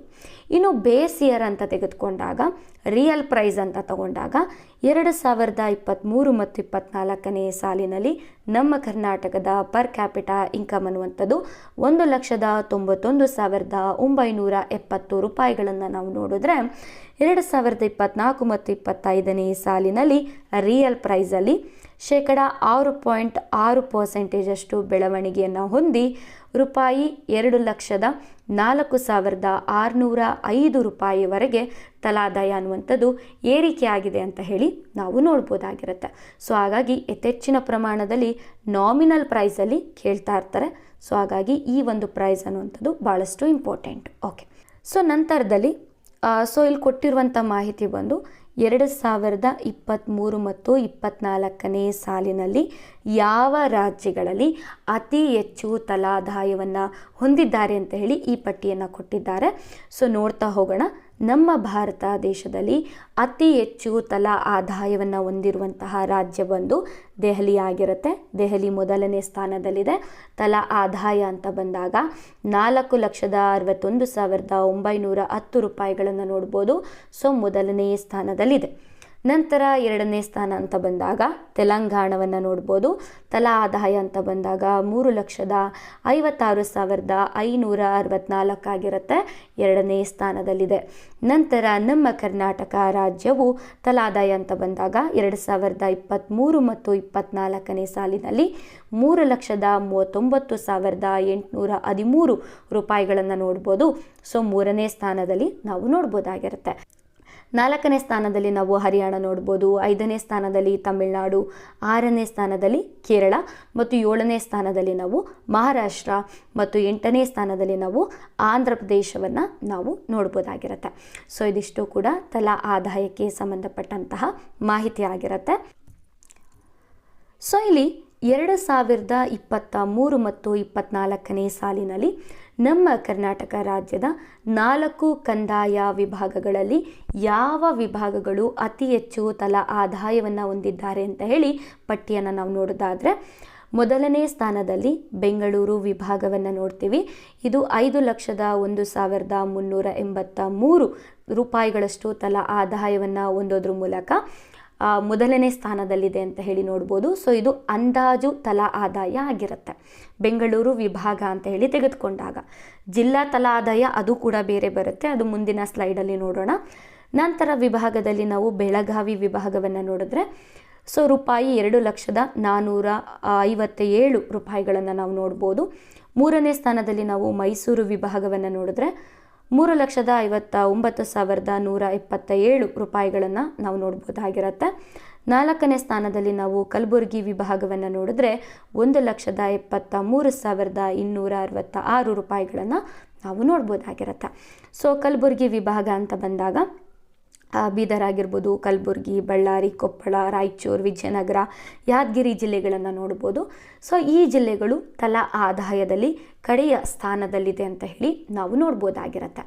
ಸೊ ಇದಿಷ್ಟು ಕೂಡ ವಿಭಾಗಕ್ಕೆ ಸಂಬಂಧಪಟ್ಟಂತಹ ತಲಾ ಆದಾಯದ ಮಾಹಿತಿಗಳು ಆಗಿರುತ್ತೆ. ಓಕೆ, ಸೊ ಈಗ ನಾವು ನೋಡ್ತಾ ಹೋಗೋಣ 2023 ಮತ್ತು 24ನೇ ಸಾಲಿನಲ್ಲಿ ತಲಾ ಆದಾಯ ಅಂತ ಬಂದಾಗ ಜಿಲ್ಲಾವಾರು ತಲಾ ಆದಾಯವನ್ನು ನಾವು ನೋಡೋದಾದರೆ ನಮ್ಮ ಕರ್ನಾಟಕ ರಾಜ್ಯದಲ್ಲಿ ಬೆಂಗಳೂರು ನಗರ ಜಿಲ್ಲೆಯಲ್ಲಿ ನಾವು ತಲಾ ಆದಾಯ ಅಂತ ಬಂದಾಗ 7,38,910 ರೂಪಾಯಿಗಳಷ್ಟು ನಾವು ನೋಡ್ಬೋದು. ಹಾಗಾಗಿ ಮೊದಲನೇ ಸ್ಥಾನದಲ್ಲಿ ನಾವು ಬೆಂಗಳೂರು ನಗರವನ್ನು ನೋಡ್ಬೋದು. ಇದು ಜಿಲ್ಲಾವಾರು ತಲಾ ಆದಾಯ ಆಗಿರುತ್ತೆ. ಎರಡನೇ ಸ್ಥಾನದಲ್ಲಿ ನಾವು ದಕ್ಷಿಣ ಕನ್ನಡ ಅಂತ ಬಂದಾಗ ನಾವು 5,56,059 ರೂಪಾಯಿಗಳನ್ನು ನೋಡ್ಬೋದು, ಎರಡನೇ ಸ್ಥಾನದಲ್ಲಿದೆ. ನಂತರ ಮೂರನೇ ಸ್ಥಾನ ಅಂತ ಬಂದಾಗ ಉಡುಪಿ. ಸೊ ಉಡುಪಿ ಜಿಲ್ಲೆಯಲ್ಲಿ ನಾವು 5,33,469 ರೂಪಾಯಿಗಳನ್ನು ನಾವು ನೋಡ್ಬೋದಾಗಿರುತ್ತೆ. ನಾಲ್ಕನೇ ಸ್ಥಾನದಲ್ಲಿ ನಾವು ಚಿಕ್ಕಮಗಳೂರು ಜಿಲ್ಲೆಯನ್ನು ನೋಡಿದ್ರೆ 4,44,472 ರೂಪಾಯಿಗಳನ್ನು ನಾವು ತಲಾದಾಯವನ್ನು ನೋಡ್ಬೋದು. ನಂತರ ಐದನೇ ಸಾಲಿನಲ್ಲಿ ನಾವು ಬೆಂಗಳೂರು ಗ್ರಾಮಾಂತರವನ್ನು ನೋಡಿದ್ರೆ 4,04,138 ರೂಪಾಯಿಗಳನ್ನು ನಾವು ತಲಾ ಆದಾಯವಾಗಿ ನೋಡ್ಬೋದು. ನಂತರ ಶಿವಮೊಗ್ಗ ಅಂತ ಬರುತ್ತೆ ಆರನೇ ಸ್ಥಾನದಲ್ಲಿ. ಸೊ ಇದು 3,49,177 ರೂಪಾಯಿಗಳನ್ನು ನಾವು ನೋಡ್ಬೋದಾಗಿರುತ್ತೆ. ಸೊ ಇದಿಷ್ಟು ಕೂಡ ಟಾಪ್ 6 ಜಿಲ್ಲೆಗಳು ಅಂತ ಹೇಳಿ ನಾವು ತೆಗೆದುಕೊಳ್ಬೋದು. ಸೊ ಇದು ಜಿಲ್ಲಾವಾರು ತಲಾ ಆದಾಯ ಆಗಿರುತ್ತೆ. ಸೊ ನೀವಿಲ್ಲಿ ಮ್ಯಾಪಲ್ಲೂ ಕೂಡ ನೋಡ್ಬೋದು. ಸೊ ಮ್ಯಾಪಲ್ಲೂ ಕೂಡ ನಾನು ಒಂದ್ಸಲ ಕನ್ಫರ್ಮ್ ಮಾಡ್ತೀನಿ. ಸೊ ಇದು 2023 ಮತ್ತು 24ನೇ ಸಾಲಿನ ಜಿಲ್ಲಾವಾರು ತಲಾ ಆದಾಯ ಆಗಿರುತ್ತೆ. ಸೊ ಇಲ್ಲಿ ರೂಪಾಯಿಗಳಲ್ಲಿ ಇರುತ್ತೆ. ಸೊ ಮೊದಲನೇ ಸ್ಥಾನ ಅಂತ ಬಂದಾಗ ಬೆಂಗಳೂರು ಜಿಲ್ಲೆಯನ್ನು ನೋಡ್ಬೋದು. ಎರಡನೇ ಸ್ಥಾನದಲ್ಲಿ ದಕ್ಷಿಣ ಕನ್ನಡ, ಮೂರನೇ ಸ್ಥಾನದಲ್ಲಿ ಉಡುಪಿ ಇದೆ, ನಾಲ್ಕನೇ ಸ್ಥಾನದಲ್ಲಿ ಚಿಕ್ಕಮಗಳೂರು ಜಿಲ್ಲೆ ಇದೆ, ಐದನೇ ಸ್ಥಾನದಲ್ಲಿ ಬೆಂಗಳೂರು ಗ್ರಾಮಾಂತರ ಇದೆ, ಆರನೇ ಸ್ಥಾನದಲ್ಲಿ ಶಿವಮೊಗ್ಗ ಜಿಲ್ಲೆಯನ್ನು ನಾವು ನೋಡ್ಬೋದಾಗಿರುತ್ತೆ. ಸೊ ಇದಿಷ್ಟು ಕೂಡ ಟಾಪ್ 5ಅಲ್ಲಿರುವಂತಹ ಅಥವಾ ಟಾಪ್ 6ಅಲ್ಲಿರುವಂತಹ ಜಿಲ್ಲೆಗಳಾಗಿರುತ್ತೆ. ಸೊ ಪ್ರಶ್ನೆ ಹೀಗೆ ಬರುತ್ತೆ, ಟಾಪ್ 5 ತಲಾ ಆದಾಯವನ್ನು ಹೊಂದಿರುವಂತಹ ಜಿಲ್ಲೆಗಳು ಯಾವುದು ಅಂತ ಹೇಳಿ. ಓಕೆ, ಸೊ ನಂತರ ಅತಿ ಕಡಿಮೆ ತಲಾದಾಯವನ್ನು ಹೊಂದಿರುವಂತಹ ಟಾಪ್ 5 ಜಿಲ್ಲೆಗಳು ಅಂತ ಬಂದಾಗ ಸೊ 31ನೇ ಜಿಲ್ಲೆ ಅಂದರೆ ಟಾಪ್ 1ನಲ್ಲಿರುವಂಥದ್ದು ಅತಿ ಕಡಿಮೆ ಇದರಲ್ಲಿ ಟಾಪ್ 1 ಅಂತ ಬಂದಾಗ ಕಲಬುರಗಿ ಜಿಲ್ಲೆ 1,43,610 ರೂಪಾಯಿಗಳನ್ನು ಹೊಂದಿದೆ. ನಂತರ 30ನೇ ಒಂದು ಜಿಲ್ಲೆ ಅಂತ ಬಂದಾಗ ಟಾಪ್ 2 ಅಂತ ಬಂದಾಗ ನಾವು ಯಾದಗಿರಿಯನ್ನು ನೋಡ್ಬೋದು. ಸೊ ಯಾದಗಿರಿಯಲ್ಲಿ 1,46,364 ರೂಪಾಯಿಗಳನ್ನು ನೋಡ್ತೀವಿ. ನಂತರ 29ನೇ ಜಿಲ್ಲೆ ಅಂತ ಬಂದಾಗ ಕೊಪ್ಪಳ ಇರುತ್ತೆ, ಟಾಪ್ 3 ಆಗಿರುತ್ತೆ. ನಂತರ 28ನೇ ಜಿಲ್ಲೆ ಅಂತ ಬಂದಾಗ ಬೆಳಗಾವಿ ಟಾಪ್ 4 ಆಗಿರುತ್ತೆ. ನಂತರ 27ನೇ ಜಿಲ್ಲೆ ಅಂತ ಬಂದಾಗ ಬೀದರ್ ಆಗಿರುತ್ತೆ, ಇದು ಟಾಪ್ 5ಅಲ್ಲಿದೆ. ಸೊ ಅತಿ ಕಡಿಮೆ ಅಂತ ಬಂದಾಗ ಕಲಬುರಗಿ, ಅದಕ್ಕಿಂತ ಸ್ವಲ್ಪ ಬೆಟರ್ ಅಂದರೆ ಯಾದಗಿರಿ, ನಂತರ ಕೊಪ್ಪಳ, ನಂತರ ಬೆಳಗಾವಿ, ಬೀದರ್. ಸೊ ಈ ರೀತಿ ಪ್ರಶ್ನೆ ಬರೋ ಸಾಧ್ಯತೆ ಜಾಸ್ತಿ ಇರುತ್ತೆ. ಓಕೆ, ಸೊ ನೀವಿಲ್ಲಿ ನೋಡ್ತಿರುವಂತಹ ಪಟ್ಟಿ ಏನಿದೆ, ಈ ಒಂದು ಪಟ್ಟಿ ಬಂದು ಒಟ್ಟು ಜಿಲ್ಲಾ ಆಂತರಿಕ ಉತ್ಪನ್ನದಲ್ಲಿ ವಲಯವಾರು ಕೊಡುಗೆ ಬಗ್ಗೆ ಹೇಳ್ತಾ ಇದೆ 2023 ಮತ್ತು 24ನೇ ಸಾಲಿನಲ್ಲಿ. ಸೊ ಇಲ್ಲಿ ಬಹಳಷ್ಟು ಸ್ಟೂಡೆಂಟ್ಸು ಕನ್ಫ್ಯೂಷನ್ಸ್ ಆಗ್ತಾರೆ. ಏನಕ್ಕೆ ಅಂತ ಹೇಳಿದ್ರೆ ಇಲ್ಲಿ ನೋಡಿ, ನಾವು ರಾಜ್ಯದಲ್ಲಿ ಕೃಷಿ ವಲಯ ಎಷ್ಟು ಬೆಳವಣಿಗೆ ದರವನ್ನು ಹೊಂದಿದೆ ಅಂತ ಹೇಳಿ ಅಧ್ಯಯನವನ್ನು ಮಾಡಿದ್ದೇವೆ. ಸೊ ಕೈಗಾರಿಕಾ ವಲಯದ ಬೆಳವಣಿಗೆ ದರವನ್ನು ನೋಡಿದ್ದೇವೆ, ಹಾಗೆ ಸೇವಾ ವಲಯದ ಬೆಳವಣಿಗೆ ದರವನ್ನು ನೋಡಿದ್ದೇವೆ.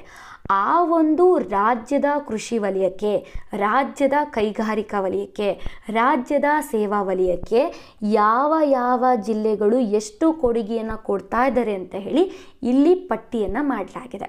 ಆಯಿತಾ? ಸೊ ತಲಾ ಆದಾಯ ಬೇರೆ, ವಲಯವಾರು ಕೊಡುಗೆ ಬೇರೆ. ಓಕೆ, ಸೊ ಇದ್ರ ಬಗ್ಗೆ ನೋಡ್ತಾ ಹೋಗೋಣ. ಸೊ ಮೊದಲಿಗೆ ನೀವು ಬೆಂಗಳೂರು ನಗರವನ್ನು ಮೊದಲನೇ ಸ್ಥಾನದಲ್ಲಿ ನೋಡ್ಬೋದು. ಬೆಂಗಳೂರು ನಗರ ಕೃಷಿ ವಲಯಕ್ಕೆ ಅತಿ ಹೆಚ್ಚು ಕೊಡುಗೆಯನ್ನು ಕೊಡದೆ ಹೋದ್ರೂ ಸೇವಾ ವಲಯದಲ್ಲಿ ಅತಿ ಹೆಚ್ಚು ಕೊಡುಗೆಯನ್ನು ಕೊಡುತ್ತೆ, ಹಾಗೆ ಕೈಗಾರಿಕಾ ವಲಯದಲ್ಲೂ ಕೂಡ ಅತಿ ಹೆಚ್ಚು ಒಂದು ಕೊಡುಗೆಯನ್ನು ಕೊಡುತ್ತೆ. ಹಾಗಾಗಿ ಬೆಂಗಳೂರು ನಗರ ಒಟ್ಟಾರೆಯಾಗಿ ಮೊದಲನೇ ಸ್ಥಾನದಲ್ಲಿದೆ ಅಂತ ಹೇಳಿ ನಾವು ನೋಡ್ಬೋದು ವಲಯವಾರು ಕೊಡುಗೆ ಅಂತ ಬಂದಾಗ. ನಂತರ ಎರಡನೇ ಸ್ಥಾನದಲ್ಲಿ ನಾವು ದಕ್ಷಿಣ ಕನ್ನಡವನ್ನು ನೋಡ್ಬೋದು. ದಕ್ಷಿಣ ಕನ್ನಡದಲ್ಲಿ ನಾವು ಕೃಷಿಯ ವಲಯಕ್ಕೆ ಕೊಡುಗೆಯನ್ನು ಕೂಡ ನೋಡ್ಬೋದು, ಕೈಗಾರಿಕಾ ವಲಯದ ಒಂದು ಕೊಡುಗೆಯನ್ನು ಕೂಡ ನೋಡ್ಬೋದು, ಹಾಗೆ ಸೇವಾ ವಲಯಕ್ಕೂ ಕೂಡ ಎರಡನೇ ಸ್ಥಾನದಲ್ಲಿ ಕೊಡುಗೆಯನ್ನು ಕೊಡ್ತಿರುವಂಥದ್ದನ್ನು ನೋಡ್ಬೋದು. ಹಾಗಾಗಿ ದಕ್ಷಿಣ ಕನ್ನಡ ಎರಡನೇ ಸ್ಥಾನದಲ್ಲಿರುವಂಥದ್ದನ್ನು ನಾವು ನೋಡ್ಬೋದು. ಅನಂತರ 3ನೇ ಸ್ಥಾನದಲ್ಲಿ ಬೆಳಗಾವಿ ಇಂಪಾರ್ಟೆಂಟ್ ಆಗುತ್ತೆ. ಸೊ ಬೆಳಗಾವಿ ಅಂತ ಬಂದಾಗ ಕೃಷಿ ವಲಯಕ್ಕೆ ಮೊದಲನೆಯ ಸ್ಥಾನದಲ್ಲಿ ಕೊಡುಗೆಯನ್ನು ಕೊಡುತ್ತೆ. ನಂತರ ಕೈಗಾರಿಕಾ ವಲಯಕ್ಕೂ ಕೂಡ ಒಂದಿಷ್ಟು ಕೊಡುಗೆಯನ್ನು ಕೊಡುತ್ತೆ, ಸೇವಾ ವಲಯಕ್ಕೂ ಕೂಡ ಒಂದಿಷ್ಟು ಕೊಡುಗೆಯನ್ನು ಕೊಡುತ್ತೆ. ಹಾಗಾಗಿ ಬೆಳಗಾವಿ ಅನ್ನುವಂಥದ್ದು ಒಟ್ಟಾರೆಯಾಗಿ 3ನೇ ಸ್ಥಾನದಲ್ಲಿದೆ ಅಂತ ಹೇಳಿ ನಾವು ನೋಡ್ಬೋದು. ನಂತರ ತುಮಕೂರು ಅಂತ ಹೇಳಿ ಬಂದಂಥ ಸಂದರ್ಭದಲ್ಲಿ ನಾವು 4ನೇ ಸ್ಥಾನದಲ್ಲಿ ನೋಡ್ತೀವಿ. ಮೈಸೂರು ಅಂತ ಬಂದಾಗ 5ನೇ ಸ್ಥಾನದ ಶ್ರೇಯಾಂಕವನ್ನು ಹೊಂದಿದೆ. ನಂತರ ಶಿವಮೊಗ್ಗ ಅಂತ ಬಂದಾಗ 6ನೇ ಸ್ಥಾನ, ಉಡುಪಿ ಅಂತ ಬಂದಾಗ 7ನೇ ಸ್ಥಾನ, ಮಂಡ್ಯ ಅಂತ ಬಂದಾಗ 8ನೇ ಸ್ಥಾನ, ಧಾರವಾಡ ಅಂತ ಬಂದಾಗ 9ನೇ ಸ್ಥಾನ, ಬಾಗಲಕೋಟೆ ಅಂತ ಬಂದಾಗ 10ನೇ ಸ್ಥಾನ. ಸೊ ಇದಿಷ್ಟು ಕೂಡ ಯಾವ ಜಿಲ್ಲೆಗಳು ಯಾವ ವಲಯಗಳಲ್ಲಿ ಎಷ್ಟು ಪ್ರಮಾಣದಲ್ಲಿ ಕೊಡುಗೆಯನ್ನು ಕೊಡ್ತಾ ಇದ್ದಾರೆ ಅಂತ ಹೇಳಿ ನಾವಿಲ್ಲಿ ಗಮನಿಸ್ಬೋದಾಗಿರುತ್ತೆ. ಸೊ ಇಲ್ಲಿ ಮತ್ತೊಂದು ಮಾಹಿತಿಯನ್ನು ತಿಳಿಸೋದಕ್ಕೆ ಇಷ್ಟಪಡ್ತೀನಿ. ಸೊ ಇಲ್ಲಿ ನೋಡಿ, ಕೃಷಿ ವಲಯ ಅಂತ ಬಂದಾಗ ಇಷ್ಟನ್ನು ನೀವು ಗಮನಿಸಬೇಕು. ಕೃಷಿ ವಲಯ. ಸೊ ಕೃಷಿ ವಲಯದಲ್ಲಿ ಯಾವ ಜಿಲ್ಲೆ ಮೊದಲನೇ ಸ್ಥಾನದಲ್ಲಿ ಒಂದು ಕೊಡುಗೆಯನ್ನು ಕೊಡ್ತಾ ಇದೆ ಅಂತ ಹೇಳಿದ್ರೆ ನಾವು ಬೆಳಗಾವಿ ಜಿಲ್ಲೆಯನ್ನು ತೆಗೆದುಕೊಳ್ಬೇಕು. ನೋಡಿ, ಇಲ್ಲಿ ಮೊದಲನೇ ಸ್ಥಾನದಲ್ಲಿದೆ, ಆಯಿತಾ. ನಂತರ ತುಮಕೂರು ಜಿಲ್ಲೆ 2ನೇ ಸ್ಥಾನದಲ್ಲಿ, ಆಯಿತಾ. ಈ ರೀತಿ ಪ್ರಶ್ನೆ ಕೇಳ್ಬೋದು. ಕೃಷಿ ವಲಯದಲ್ಲಿ ಯಾವ ಜಿಲ್ಲೆಗಳು ಹೆಚ್ಚು ಒಂದು ಕೊಡುಗೆಯನ್ನು ಕೊಡ್ತಾ ಇದೆ ಅಂತ ಬಂದಾಗ ಮೊದಲನೇ ಸ್ಥಾನ ಬೆಳಗಾವಿ ಆಗಿರುತ್ತೆ, 2ನೇ ಸ್ಥಾನ ತುಮಕೂರು ಆಗಿರುತ್ತೆ. ಸೊ 3ನೇ ಸ್ಥಾನ ಇಲ್ಲಿ ನೋಡಿ ಬೆಂಗಳೂರು ಗ್ರಾಮಾಂತರ, ನೋಡಿ 3ನೇ ಸ್ಥಾನ ಅಂತೇಳಿ ಕೊಟ್ಟಿದ್ದಾರೆ. ಓಕೆ. ಸೊ ನಂತರ ನಾವು ಕೈಗಾರಿಕಾ ವಲಯ ಅಂತ ಬಂದಾಗ ನೋಡಿ, ಇದನ್ನು ಗಮನಿಸಬೇಕು. ಕೈಗಾರಿಕಾ ವಲಯದಲ್ಲಿ ಮೊದಲನೇ ಸ್ಥಾನದಲ್ಲಿ ನಾವು ಬೆಂಗಳೂರು ನಗರವನ್ನು ನೋಡ್ಬೋದು. ಸೊ ಬೆಂಗಳೂರು ನಗರ ಅನ್ನುವಂಥದ್ದು ಕೈಗಾರಿಕಾ ವಲಯದಲ್ಲಿ ಮೊದಲನೇ ಸ್ಥಾನದಲ್ಲಿ ಕೊಡುಗೆಯನ್ನು ಕೊಡ್ತಾ ಇದೆ ಅಂತ. ನಂತರ 2ನೇ ಸ್ಥಾನದಲ್ಲಿ ನಾವು ದಕ್ಷಿಣ ಕನ್ನಡವನ್ನು ನೋಡ್ಬೋದು. ಸೊ ದಕ್ಷಿಣ ಕನ್ನಡ ಅನ್ನುವಂಥದ್ದು ಕೈಗಾರಿಕಾ ವಲಯದಲ್ಲಿ 2ನೇ ಸ್ಥಾನದಲ್ಲಿದೆ ಅಂತೇಳಿ. 3ನೇ ಸ್ಥಾನ ಅಂತ ಬಂದಾಗ ನಾವು ತುಮಕೂರನ್ನು ನೋಡ್ಬೋದು. ತುಮಕೂರಲ್ಲೂ ಕೂಡ ಅತಿ ಹೆಚ್ಚು ಕೈಗಾರಿಕಾ ಒಂದು ಕೊಡುಗೆಯನ್ನು ನಾವು ನೋಡ್ಬೋದಾಗಿರುತ್ತೆ. ಓಕೆ, ಟಾಪ್ 3 ನೋಡಿಕೊಂಡ್ರೆ ಸಾಕು. ನಂತರದಲ್ಲಿ ನಾವು ಈಗ ಸೇವಾ ವಲಯವನ್ನು ಗಮನಿಸ್ತಾ ಹೋಗೋಣ. ಸೊ ಇದಿಷ್ಟು ಕೂಡ ಸೇವಾ ವಲಯ. ಸೊ ಸೇವಾ ವಲಯದಲ್ಲಿ ನಾವು ಮೊದಲನೇ ಸ್ಥಾನ ಅಂತ ಬಂದಾಗ ಬೆಂಗಳೂರು ನಗರವನ್ನು ನಾವು ನೋಡ್ಬೋದಾಗಿರುತ್ತೆ. ಸೇವಾ ವಲಯಕ್ಕೆ ಬೆಂಗಳೂರು ನಗರ ಅತಿ ಹೆಚ್ಚು ಕೊಡುಗೆಯನ್ನು ಕೊಡ್ತಾ ಇದೆ. ನಂತರ 2ನೇ ಸ್ಥಾನ ಅಂತ ಬಂದಾಗ ದಕ್ಷಿಣ ಕನ್ನಡ ಕೂಡ ಸೇವಾ ವಲಯಕ್ಕೆ ಹೆಚ್ಚಿನ ಕೊಡುಗೆಯನ್ನು ಕೊಡ್ತಾ ಇದೆ ಅಂತ ಹೇಳಿ ನಾವು ನೋಡ್ಬೋದು. ಸೊ 3ನೇ ಸ್ಥಾನ ಅಂತ ನೋಡಿದಾಗ ಸೊ ನೋಡಿ, ಇಲ್ಲಿ ಮೈಸೂರು ಜಿಲ್ಲೆ ಬರ್ತಾ ಇದೆ. ನೋಡಿ, ಇದಕ್ಕೆ ಭಾಳಷ್ಟು ಜನ ಕನ್ಫ್ಯೂಷನ್ಸ್ ಆಗ್ತಾರೆ. ಸೊ ಮೈಸೂರು ಜಿಲ್ಲೆ ಅನ್ನುವಂಥದ್ದು ಸೇವಾ ವಲಯಕ್ಕೆ 3ನೇ ಸ್ಥಾನದಲ್ಲಿ ಕೊಡುಗೆಯನ್ನು ಕೊಡ್ತಾ ಇದ್ದಾರೆ ಅಂತ ಹೇಳಿ ನೋಡ್ಬೋದು. 4ನೇ ಸ್ಥಾನ ಅಂತ ಬಂದಾಗ ನಾವು ಸೇವಾ ವಲಯದಲ್ಲಿ ಬೆಳಗಾವಿಯನ್ನು ನೋಡ್ಬೋದು. ಸೊ ಒಟ್ಟಾರೆಯಾಗಿ ಅಂತ ಬಂದಾಗ ಸೊ ಇದನ್ನು ನಾವು ತೆಗೆದುಕೊಳ್ಬೇಕು. ಬೆಂಗಳೂರು ನಗರ ಮೊದಲನೇ ಸ್ಥಾನ, ದಕ್ಷಿಣ ಕನ್ನಡ 2ನೇ ಸ್ಥಾನ, ಬೆಳಗಾವಿ 3ನೇ ಸ್ಥಾನ, ತುಮಕೂರು 4ನೇ ಸ್ಥಾನ, ಮೈಸೂರು 5ನೇ ಸ್ಥಾನ ಒಟ್ಟಾರೆಯಾಗಿ. ಓಕೆ, ಸೊ ಇದಿಷ್ಟು ಕೂಡ ಮಾಹಿತಿ ಆಗಿರುತ್ತೆ. ಓಕೆ. ಸೊ ನೀವಿಲ್ಲಿ ನೋಡ್ತಿರುವಂಥದ್ದು ಹಣದುಬ್ಬರ. ಸೊ ಇದನ್ನು ನಾವು ಇನ್ಫ್ಲೇಷನ್ ಅಂತಲೂ ಕೂಡ ಕರಿತೀವಿ. ಸೊ ಇನ್ಫ್ಲೇಷನ್ ಅಂತ ಹೇಳಿದ್ರೆ ಸಾಮಾನ್ಯವಾಗಿ ಆರ್ಥಿಕತೆಯ ಕಾಲಾವಧಿಯಲ್ಲಿ ಸರಕು ಮತ್ತು ಸೇವೆಗಳ ಸಾಮಾನ್ಯ ಬೆಲೆಗಳ ಮಟ್ಟದಲ್ಲಿ ಏರಿಕೆ ಕಂಡುಬಂದರೆ, ಅಂದರೆ ಸರಕು ಸೇವೆಗಳ ಬೆಲೆಗಳು ಅನ್ನುವಂಥದ್ದು ಏರಿಕೆ ಆದರೆ ಅದನ್ನು ನಾವು ಹಣದುಬ್ಬರ ಅಂತ ಹೇಳಿ ಕರಿತೀವಿ ಮತ್ತು ಇನ್ಫ್ಲೇಷನ್ ಅಂತ ಕರಿತೀವಿ. ಸೊ ಈ ಒಂದು ಹಣದುಬ್ಬರವು ನಮ್ಮ ದೇಶದಲ್ಲಿ ಈ ಒಂದು ಆರ್ಥಿಕತೆಯ ಕಾಲಾವಧಿಯಲ್ಲಿ ಚಲಾವಣೆಯಲ್ಲಿರುವಂತಹ ನಾಣ್ಯದ ಖರೀದಿ ಶಕ್ತಿಯನ್ನು ಸೂಚಿಸುತ್ತೆ ಅನ್ನುವಂಥದ್ದನ್ನು ನಾವು ಗಮನಿಸಬೇಕಾಗತ್ತೆ. ಹಾಗಾಗಿ ಹಣದುಬ್ಬರ ಅನ್ನುವಂಥದ್ದು ಭಾಳಷ್ಟು ಇಂಪಾರ್ಟೆಂಟ್ ಆಗಿರುವಂತಹ ವಿಚಾರ.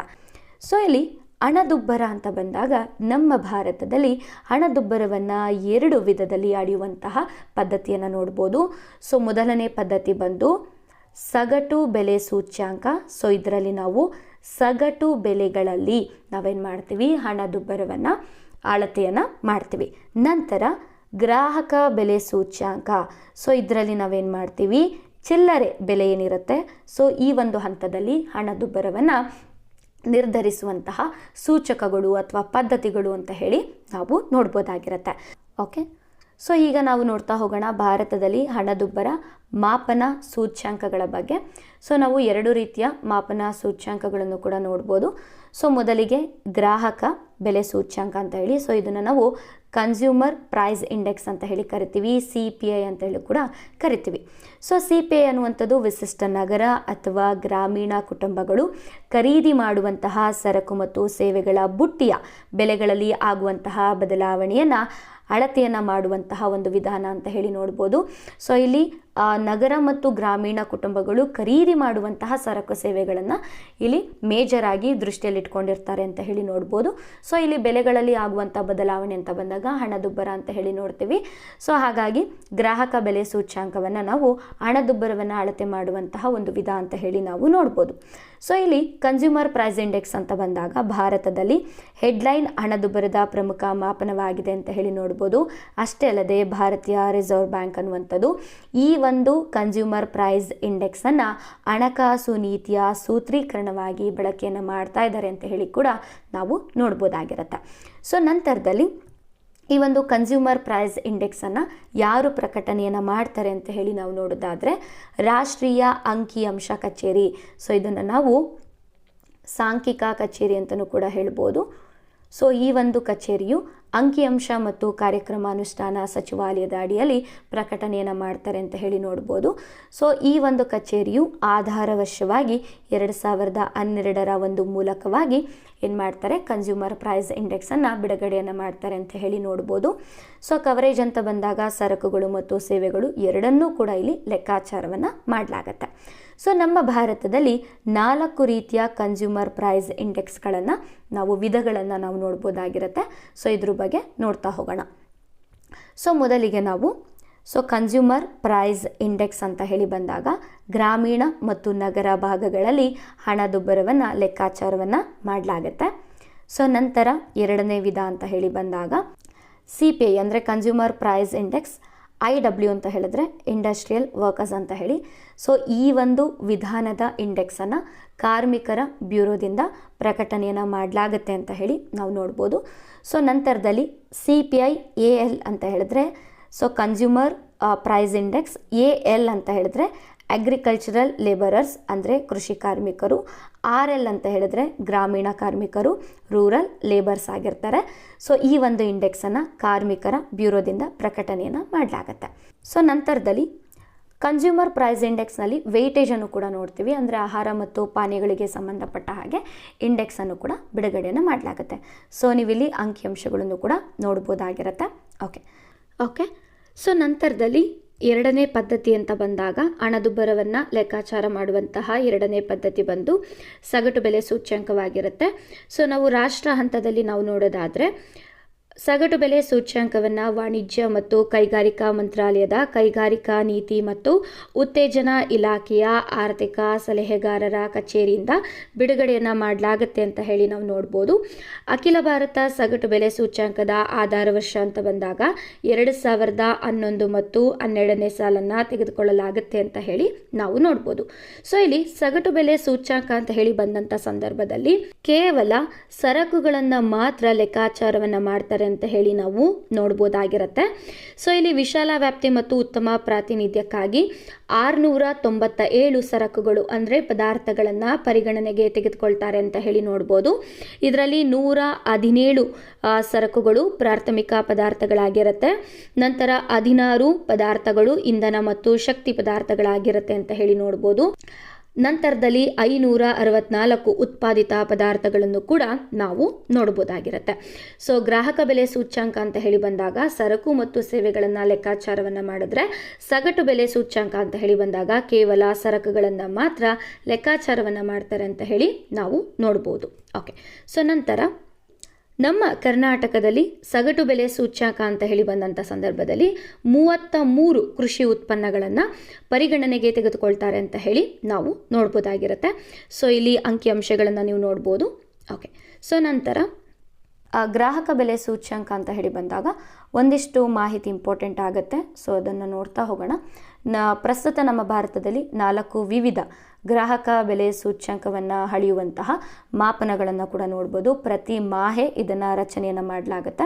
ಸೊ ಈಗ ಆಲ್ರೆಡಿ ನಾವು ನೋಡಿರೋ ಹಾಗೆ ಔದ್ಯಮಿಕ ಕಾರ್ಮಿಕರಿಗೆ ಗ್ರಾಹಕರ ಬೆಲೆ ಸೂಚ್ಯಂಕವನ್ನು ನೋಡಿದ್ವಿ, ಕೃಷಿ ಕಾರ್ಮಿಕರಿಗೆ ಗ್ರಾಹಕರ ಬೆಲೆ ಸೂಚ್ಯಂಕವನ್ನು ನೋಡಿದ್ವಿ, ಗ್ರಾಮೀಣ ಕಾರ್ಮಿಕರಿಗೆ ಗ್ರಾಹಕರ ಬೆಲೆ ಸೂಚ್ಯಂಕವನ್ನು ನೋಡಿದ್ವಿ, ಹಾಗೆ ಗ್ರಾಮೀಣ ಮತ್ತು ನಗರ ಕಾರ್ಮಿಕ ಗ್ರಾಹಕ ಬೆಲೆ ಸೂಚ್ಯಂಕವನ್ನು ಕೂಡ ನಾವು ನೋಡ್ಬೋದು.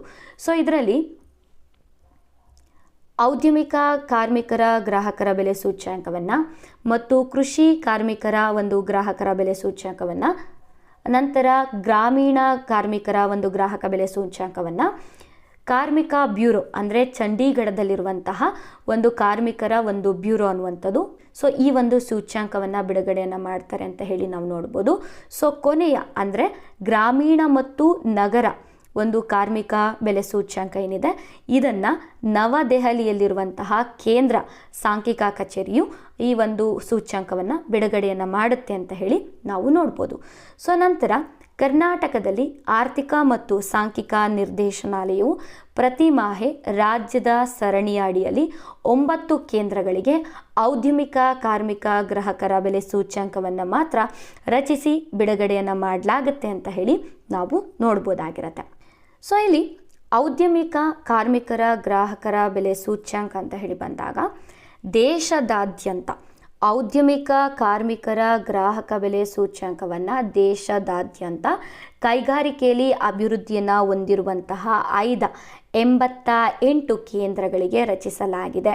ಸೊ ಅವುಗಳಲ್ಲಿ ನಮ್ಮ ಕರ್ನಾಟಕದ 7 ಕೇಂದ್ರಗಳು ಕೂಡ ಇದೆ ಅನ್ನೋದನ್ನು ನೋಡ್ಬೋದು. ಸೊ ಪ್ರಶ್ನೆ ಆಗೋ ಸಾಧ್ಯತೆ ಇಲ್ಲಿರುತ್ತೆ. ದೇಶದ ಔದ್ಯಮಿಕ ಕಾರ್ಮಿಕರ ಗ್ರಾಹಕರ ಬೆಲೆ ಸೂಚ್ಯಂಕದಲ್ಲಿ ನಮ್ಮ ಕರ್ನಾಟಕದ 7 ಕೈಗಾರಿಕೆಯಲ್ಲಿ ಅಭಿವೃದ್ಧಿಯನ್ನು ಹೊಂದಿರುವಂತಹ ಕೇಂದ್ರಗಳನ್ನು ನೋಡ್ಬೋದು. ಸೊ ಅದರಲ್ಲಿ ಮೊದಲಿಗೆ ಬೆಂಗಳೂರು ಇದೆ, ಬೆಳಗಾವಿ, ಹುಬ್ಳಿ ಧಾರವಾಡ, ಮಡಿಕೇರಿ, ಮೈಸೂರು, ದಾವಣಗೆರೆ ಮತ್ತು ಚಿಕ್ಕಮಗಳೂರು. ಸೊ ಈ ಕೇಂದ್ರಗಳಲ್ಲೂ ಕೂಡ ಔದ್ಯಮಿಕ ಕಾರ್ಮಿಕರ ಗ್ರಾಹಕರ ಬೆಲೆ ಸೂಚ್ಯಂಕವನ್ನು ಅಳಿತಾರೆ ಅಂತ ಹೇಳಿ ನಾವು ನೋಡ್ಬೋದಾಗಿರುತ್ತೆ. ಸೊ ನಂತರದಲ್ಲಿ ನಮ್ಮ ರಾಜ್ಯ ಅಂತ ಬಂದಾಗ ನಮ್ಮ ಕರ್ನಾಟಕ ರಾಜ್ಯದ ಔದ್ಯಮಿಕ ಕಾರ್ಮಿಕ ಗ್ರಾಹಕರ ಬೆಲೆ ಸೂಚ್ಯಂಕ ಅಂತ ಹೇಳಿ ಬಂದಾಗ ಕರ್ನಾಟಕದಲ್ಲಿ ಆರ್ಥಿಕ ಮತ್ತು ಸಾಂಖ್ಯಿಕ ನಿರ್ದೇಶನಾಲಯವು ಔದ್ಯಮಿಕ ಕಾರ್ಮಿಕ ಗ್ರಾಹಕರ ಬೆಲೆ ಸೂಚ್ಯಂಕವನ್ನು 9 ಕೇಂದ್ರಗಳಿಗೆ ಅಂದರೆ ಬಳ್ಳಾರಿ, ಭದ್ರಾವತಿ, ದಾಂಡೇಲಿ, ಕಲಬುರಗಿ, ಹಾಸನ, ಮಂಡ್ಯ, ಮಂಗಳೂರು, ರಾಯಚೂರು ಹಾಗೂ ತುಮಕೂರು ಕೇಂದ್ರಗಳಿಗೆ ರಚಿಸಿದೆ ಅನ್ನುವಂಥದ್ದನ್ನು ನಾವು ನೋಡ್ಬೋದು. ಸೊ 2024 ಮತ್ತು 25ನೇ ಸಾಲಿನಲ್ಲಿ ರಾಜ್ಯ ಸರಣಿಯಲ್ಲಿ 9 ಕೇಂದ್ರಗಳ ಪೈಕಿ ತುಮಕೂರು ಮತ್ತು ದಾಂಡೇಲಿ ಕೇಂದ್ರಗಳು ಸಾಮಾನ್ಯ ಸೂಚ್ಯಂಕದಲ್ಲಿ ಕ್ರಮವಾಗಿ 4.5ರಷ್ಟು ಮತ್ತು 4.4ರಷ್ಟು ಏರಿಕೆಯನ್ನು ದಾಖಲಿಸಿದೆ ಅಂತ ಹೇಳಿ ನಾವು ನೋಡ್ಬೋದಾಗಿರುತ್ತೆ. ಸೊ ಇದಿಷ್ಟು ಕೂಡ ಭಾಳಷ್ಟು ಪ್ರಮುಖವಾದ ಮಾಹಿತಿಗಳು ಆಗಿರುತ್ತೆ. ಸೊ ನಂತರ ಕೃಷಿ ಕಾರ್ಮಿಕರ ಗ್ರಾಹಕರ ಬೆಲೆ ಸೂಚ್ಯಂಕ ಅಂತ ಹೇಳಿ ಬಂದಾಗ ರಾಷ್ಟ್ರೀಯ ಮಾದರಿ ಸಮೀಕ್ಷಾ ಕಚೇರಿಯ ಕ್ಷೇತ್ರ ಕಾರ್ಯಾಚರಣೆ ವಿಭಾಗದಿಂದ ಈ ಒಂದು ಮಾಹಿತಿಯನ್ನು ಸಂಗ್ರಹಿಸಿ ಕಾರ್ಮಿಕ ಬ್ಯೂರೋದವರು ಚಂಡೀಗಢದಲ್ಲಿರುವಂತಹ ಕಾರ್ಮಿಕ ಬ್ಯೂರೋದವರು ಬಿಡುಗಡೆಯನ್ನು ಮಾಡ್ತಾರೆ ಅಂತ ಹೇಳಿ ನೋಡ್ಬೋದು. ಕರ್ನಾಟಕವೂ ಸೇರಿದಂತೆ 20 ರಾಜ್ಯಗಳ ಕೃಷಿ ಕಾರ್ಮಿಕರ ಗ್ರಾಹಕರ ಬೆಲೆ ಸೂಚ್ಯಂಕವನ್ನು ಪ್ರತಿ ಮಾಹೆ ರಚನೆಯನ್ನು ಮಾಡಲಾಗುತ್ತೆ ಅಂತ ಹೇಳಿ ನಾವು ನೋಡ್ಬೋದು. ಸೊ ಇಲ್ಲಿ ಕೃಷಿ ವಲಯದಲ್ಲಿ ಈ ಒಂದು ಸೂಚ್ಯಂಕವನ್ನು ಕನಿಷ್ಠ ವೇತನ ನಿಗದಿಪಡಿಸಲು ಮತ್ತು ಪರಿಷ್ಕರಿಸಲು ಉಪಯೋಗವನ್ನು ಮಾಡಲಾಗುತ್ತೆ ಅಂತ ಹೇಳಿ ನೋಡ್ಬೋದು. ಸೊ ಈ ಒಂದು ಪಾಯಿಂಟಿಂದ ಪ್ರಶ್ನೆ ಬಂದೇ ಬರುತ್ತೆ. ಸೊ ಕೃಷಿ ವಲಯದಲ್ಲಿ ಕನಿಷ್ಠ ವೇತನವನ್ನು ನಿಗದಿಪಡಿಸಲಿಕ್ಕೆ ಯಾವ ಒಂದು ಸೂಚ್ಯಂಕವನ್ನು ಬಳಕೆಯನ್ನು ಮಾಡ್ತೀವಿ ಅಂದರೆ ಕೃಷಿ ಕಾರ್ಮಿಕರ ಗ್ರಾಹಕರ ಬೆಲೆ ಸೂಚ್ಯಂಕವನ್ನು ನಾವು ಏನು ಮಾಡ್ತೀವಿ ಬಳಕೆಯನ್ನು ಮಾಡ್ತೀವಿ. ಓಕೆ. ಸೊ ನಂತರದಲ್ಲಿ ನಮ್ಮ ಕರ್ನಾಟಕದ ಗ್ರಾಮೀಣ ಮತ್ತು ನಗರಗಳಲ್ಲಿ ಈ ಚಿಲ್ಲರೆ ಬೆಲೆಗಳ ಸ್ಥಿತಿ ಅಂತ ಬಂದಾಗ ರಾಜ್ಯದಲ್ಲಿ ಗ್ರಾಮೀಣ ಮತ್ತು ನಗರ ಪ್ರದೇಶಗಳ ಚಿಲ್ಲರೆ ಬೆಲೆಗಳ ಸ್ಥಿತಿಯನ್ನು ಅಂದಾಜಿಸಲು ಆರ್ಥಿಕ ಮತ್ತು ಸಾಂಖ್ಯಿಕ ನಿರ್ದೇಶನಾಲಯವು ಕರ್ನಾಟಕ ಸರ್ಕಾರ ಆಯ್ದ ಕೇಂದ್ರಗಳಿಂದ ಆಯ್ಕೆ ಮಾಡಲಾದಂತಹ ಅಗತ್ಯ ಪದಾರ್ಥಗಳಿಗೆ ಚಿಲ್ಲರೆ ಬೆಲೆಗಳನ್ನು ಸಂಗ್ರಹವನ್ನು ಮಾಡ್ತಾರೆ. ಮಾಹೆವಾರು ಗ್ರಾಮೀಣ ಚಿಲ್ಲರೆ ಬೆಲೆಗಳ ಸೂಚ್ಯಂಕವನ್ನು ಮತ್ತು ನಗರ ಚಿಲ್ಲರೆ ಬೆಲೆ ಸೂಚ್ಯಂಕವನ್ನು ರಚಿಸಲು ಗ್ರಾಮೀಣ ಚಿಲ್ಲರೆ ಬೆಲೆಗಳನ್ನು ಮಾಸಿಕವಾಗಿ ಮತ್ತು ನಗರ ಜಿಲ್ಲೆಗಳ ಚಿಲ್ಲರೆ ಬೆಲೆಗಳನ್ನು ಪ್ರತಿ ವಾರವೂ ಸಂಗ್ರಹವನ್ನು ಮಾಡುತ್ತೆ ಅಂತ ಹೇಳಿ ನಾವು ನೋಡ್ಬೋದಾಗಿರುತ್ತೆ. ಸೊ ನಂತರದಲ್ಲಿ ಇಲ್ಲಿ ನಗರ ಪ್ರದೇಶಗಳ ಬೆಲೆಗಳ ಸ್ಥಿತಿಗಳು ಅಂತ ಬಂದಾಗ ರಾಜ್ಯದ 31 ನಗರ ಕೇಂದ್ರಗಳಿಂದ ಪ್ರತಿ ವಾರ 26 ಮುಖ್ಯ ಪದಾರ್ಥಗಳ ಚಿಲ್ಲರೆ ಬೆಲೆಗಳನ್ನು ಸಂಗ್ರಹವನ್ನು ಮಾಡ್ತಾರೆ ಅಂತ ಹೇಳಿ ನೋಡ್ಬೋದು. ಅದೇ ಗ್ರಾಮೀಣ ಪ್ರದೇಶದ ಬೆಲೆಗಳ ಸ್ಥಿತಿಗಳು ಅಂತ ಬಂದಾಗ 32 ಅಗತ್ಯ ಪದಾರ್ಥಗಳ ಚಿಲ್ಲರೆ ಬೆಲೆಗಳನ್ನು 452 ಗ್ರಾಮಗಳಿಂದ ಪ್ರತಿ ಮಾಹೆ ಈ ಒಂದು ಬೆಲೆಗಳನ್ನು ಸಂಗ್ರಹವನ್ನು ಮಾಡ್ತಾರೆ ಅಂತ ಹೇಳಿ ನೋಡ್ಬೋದು. ಸೊ ಇದಿಷ್ಟು ಕೂಡ ಭಾಳಷ್ಟು ಇಂಪಾರ್ಟೆಂಟ್ ಆಗಿರುವ ಮಾಹಿತಿ ಆಗಿರುತ್ತೆ. ಓಕೆ. ಸೊ ಮುಂದಿನ ಆದಿ ಅಂತ ಹೇಳಿ ಒಂದಿಷ್ಟು ಮಾಹಿತಿ ಇದೆ. ಸೊ ಇದನ್ನು ಕೂಡ ನಾವು ನೋಡ್ತಾ ಹೋಗೋಣ.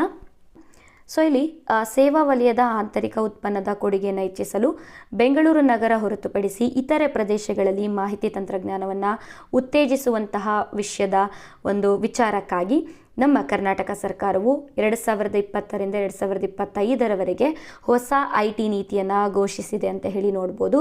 ನಂತರ ಹೊಸ ಪ್ರವಾಸೋದ್ಯಮ ನೀತಿಯನ್ನು 2020-25 ಅಡಿಯಲ್ಲಿ ದೇಶೀಯ ಮತ್ತು ವಿದೇಶಿಯ ಪ್ರವಾಸಿಗರ ಆಕರ್ಷಣೆಯನ್ನು ಮಾಡಲಿಕ್ಕೋಸ್ಕರ ಖಾಸಗಿ ಹೂಡಿಕೆಯನ್ನು ಉತ್ತೇಜಿಸುವಂತಹ ಮಾರ್ಗಗಳನ್ನು ಕೂಡ ಕರ್ನಾಟಕ ರಾಜ್ಯವು ಜಾರಿಗೆ ತಂದಿದೆ ಅಂತ ಹೇಳಿ ನಾವು ನೋಡ್ಬೋದಾಗಿರುತ್ತೆ. ಸೊ ಇದಾದ ನಂತರ ನಮ್ಮ ಕರ್ನಾಟಕದಲ್ಲಿ ಸರ್ಕಾರವು ದತ್ತಾಂಶ ಕೇಂದ್ರ ನೀತಿಯನ್ನು 2022ರಿಂದ 27ರವರೆಗೆ ಜಾರಿಯನ್ನು ಮಾಡಿದ್ದಾರೆ ಅಂತ ಹೇಳಿ ನಾವು ನೋಡ್ಬೋದು. ಸೊ ಕರ್ನಾಟಕದಲ್ಲಿ 200 ಮೆಗಾವ್ಯಾಟ್ ಅಷ್ಟು ಸಾಮರ್ಥ್ಯದ ದತ್ತಾಂಶ ಕೇಂದ್ರ ಉದ್ಯಮವನ್ನು ಅಭಿವೃದ್ಧಿಪಡಿಸುವಂಥದ್ದು ಈ ಒಂದು ನೀತಿಯ ಮೂಲ ಉದ್ದೇಶವಾಗಿರುತ್ತೆ ಅಂತ ಹೇಳಿ ನಾವು ನೋಡ್ಬೋದಾಗಿರುತ್ತೆ. ಸೊ ಇದಿಷ್ಟು ಕೂಡ ಭಾಳಷ್ಟು ಇಂಪಾರ್ಟೆಂಟ್ ಆಗಿರುವಂತಹ ಮಾಹಿತಿ ಆಗಿರುತ್ತೆ. ಸೊ ಇವತ್ತಿನ ತರಗತಿಯಲ್ಲಿ ನಾವು ಏನು 13 ಅಧ್ಯಾಯಗಳಿತ್ತು ಅದರಲ್ಲಿ ಮೊದಲನೇ ಅಧ್ಯಾಯ ಅಂದರೆ ರಾಜ್ಯ ಆದಾಯ ಆಗಿರ್ಬೋದು, ಬೆಲೆಗಳು ಮತ್ತು ಹಣದುಬ್ಬರ ಏನಿದೆ, ಸೊ ಇದ್ರ ಬಗ್ಗೆ ಕಂಪ್ಲೀಟಾಗಿ ನಾವು ಅಧ್ಯಯನವನ್ನು ಮಾಡಿರ್ತೀವಿ. ಸೊ ಮುಂದಿನ ದಿನಗಳಲ್ಲಿ ಪರೀಕ್ಷಾ ದೃಷ್ಟಿಯಿಂದ ಭಾಳಷ್ಟು ಇಂಪಾರ್ಟೆಂಟ್ ಆಗಿರುವಂತಹ ಅಧ್ಯಾಯಗಳು ಮತ್ತು ಪಾಯಿಂಟ್ಗಳನ್ನು ತೆಗೆದುಕೊಂಡು ಬರ್ತೀನಿ. ಸೊ ನನ್ನ ತರಗತಿಗಳನ್ನು ಕೇಳಿದಂತಹ ನಿಮ್ಮೆಲ್ಲರಿಗೂ ಕೂಡ ಧನ್ಯವಾದಗಳು.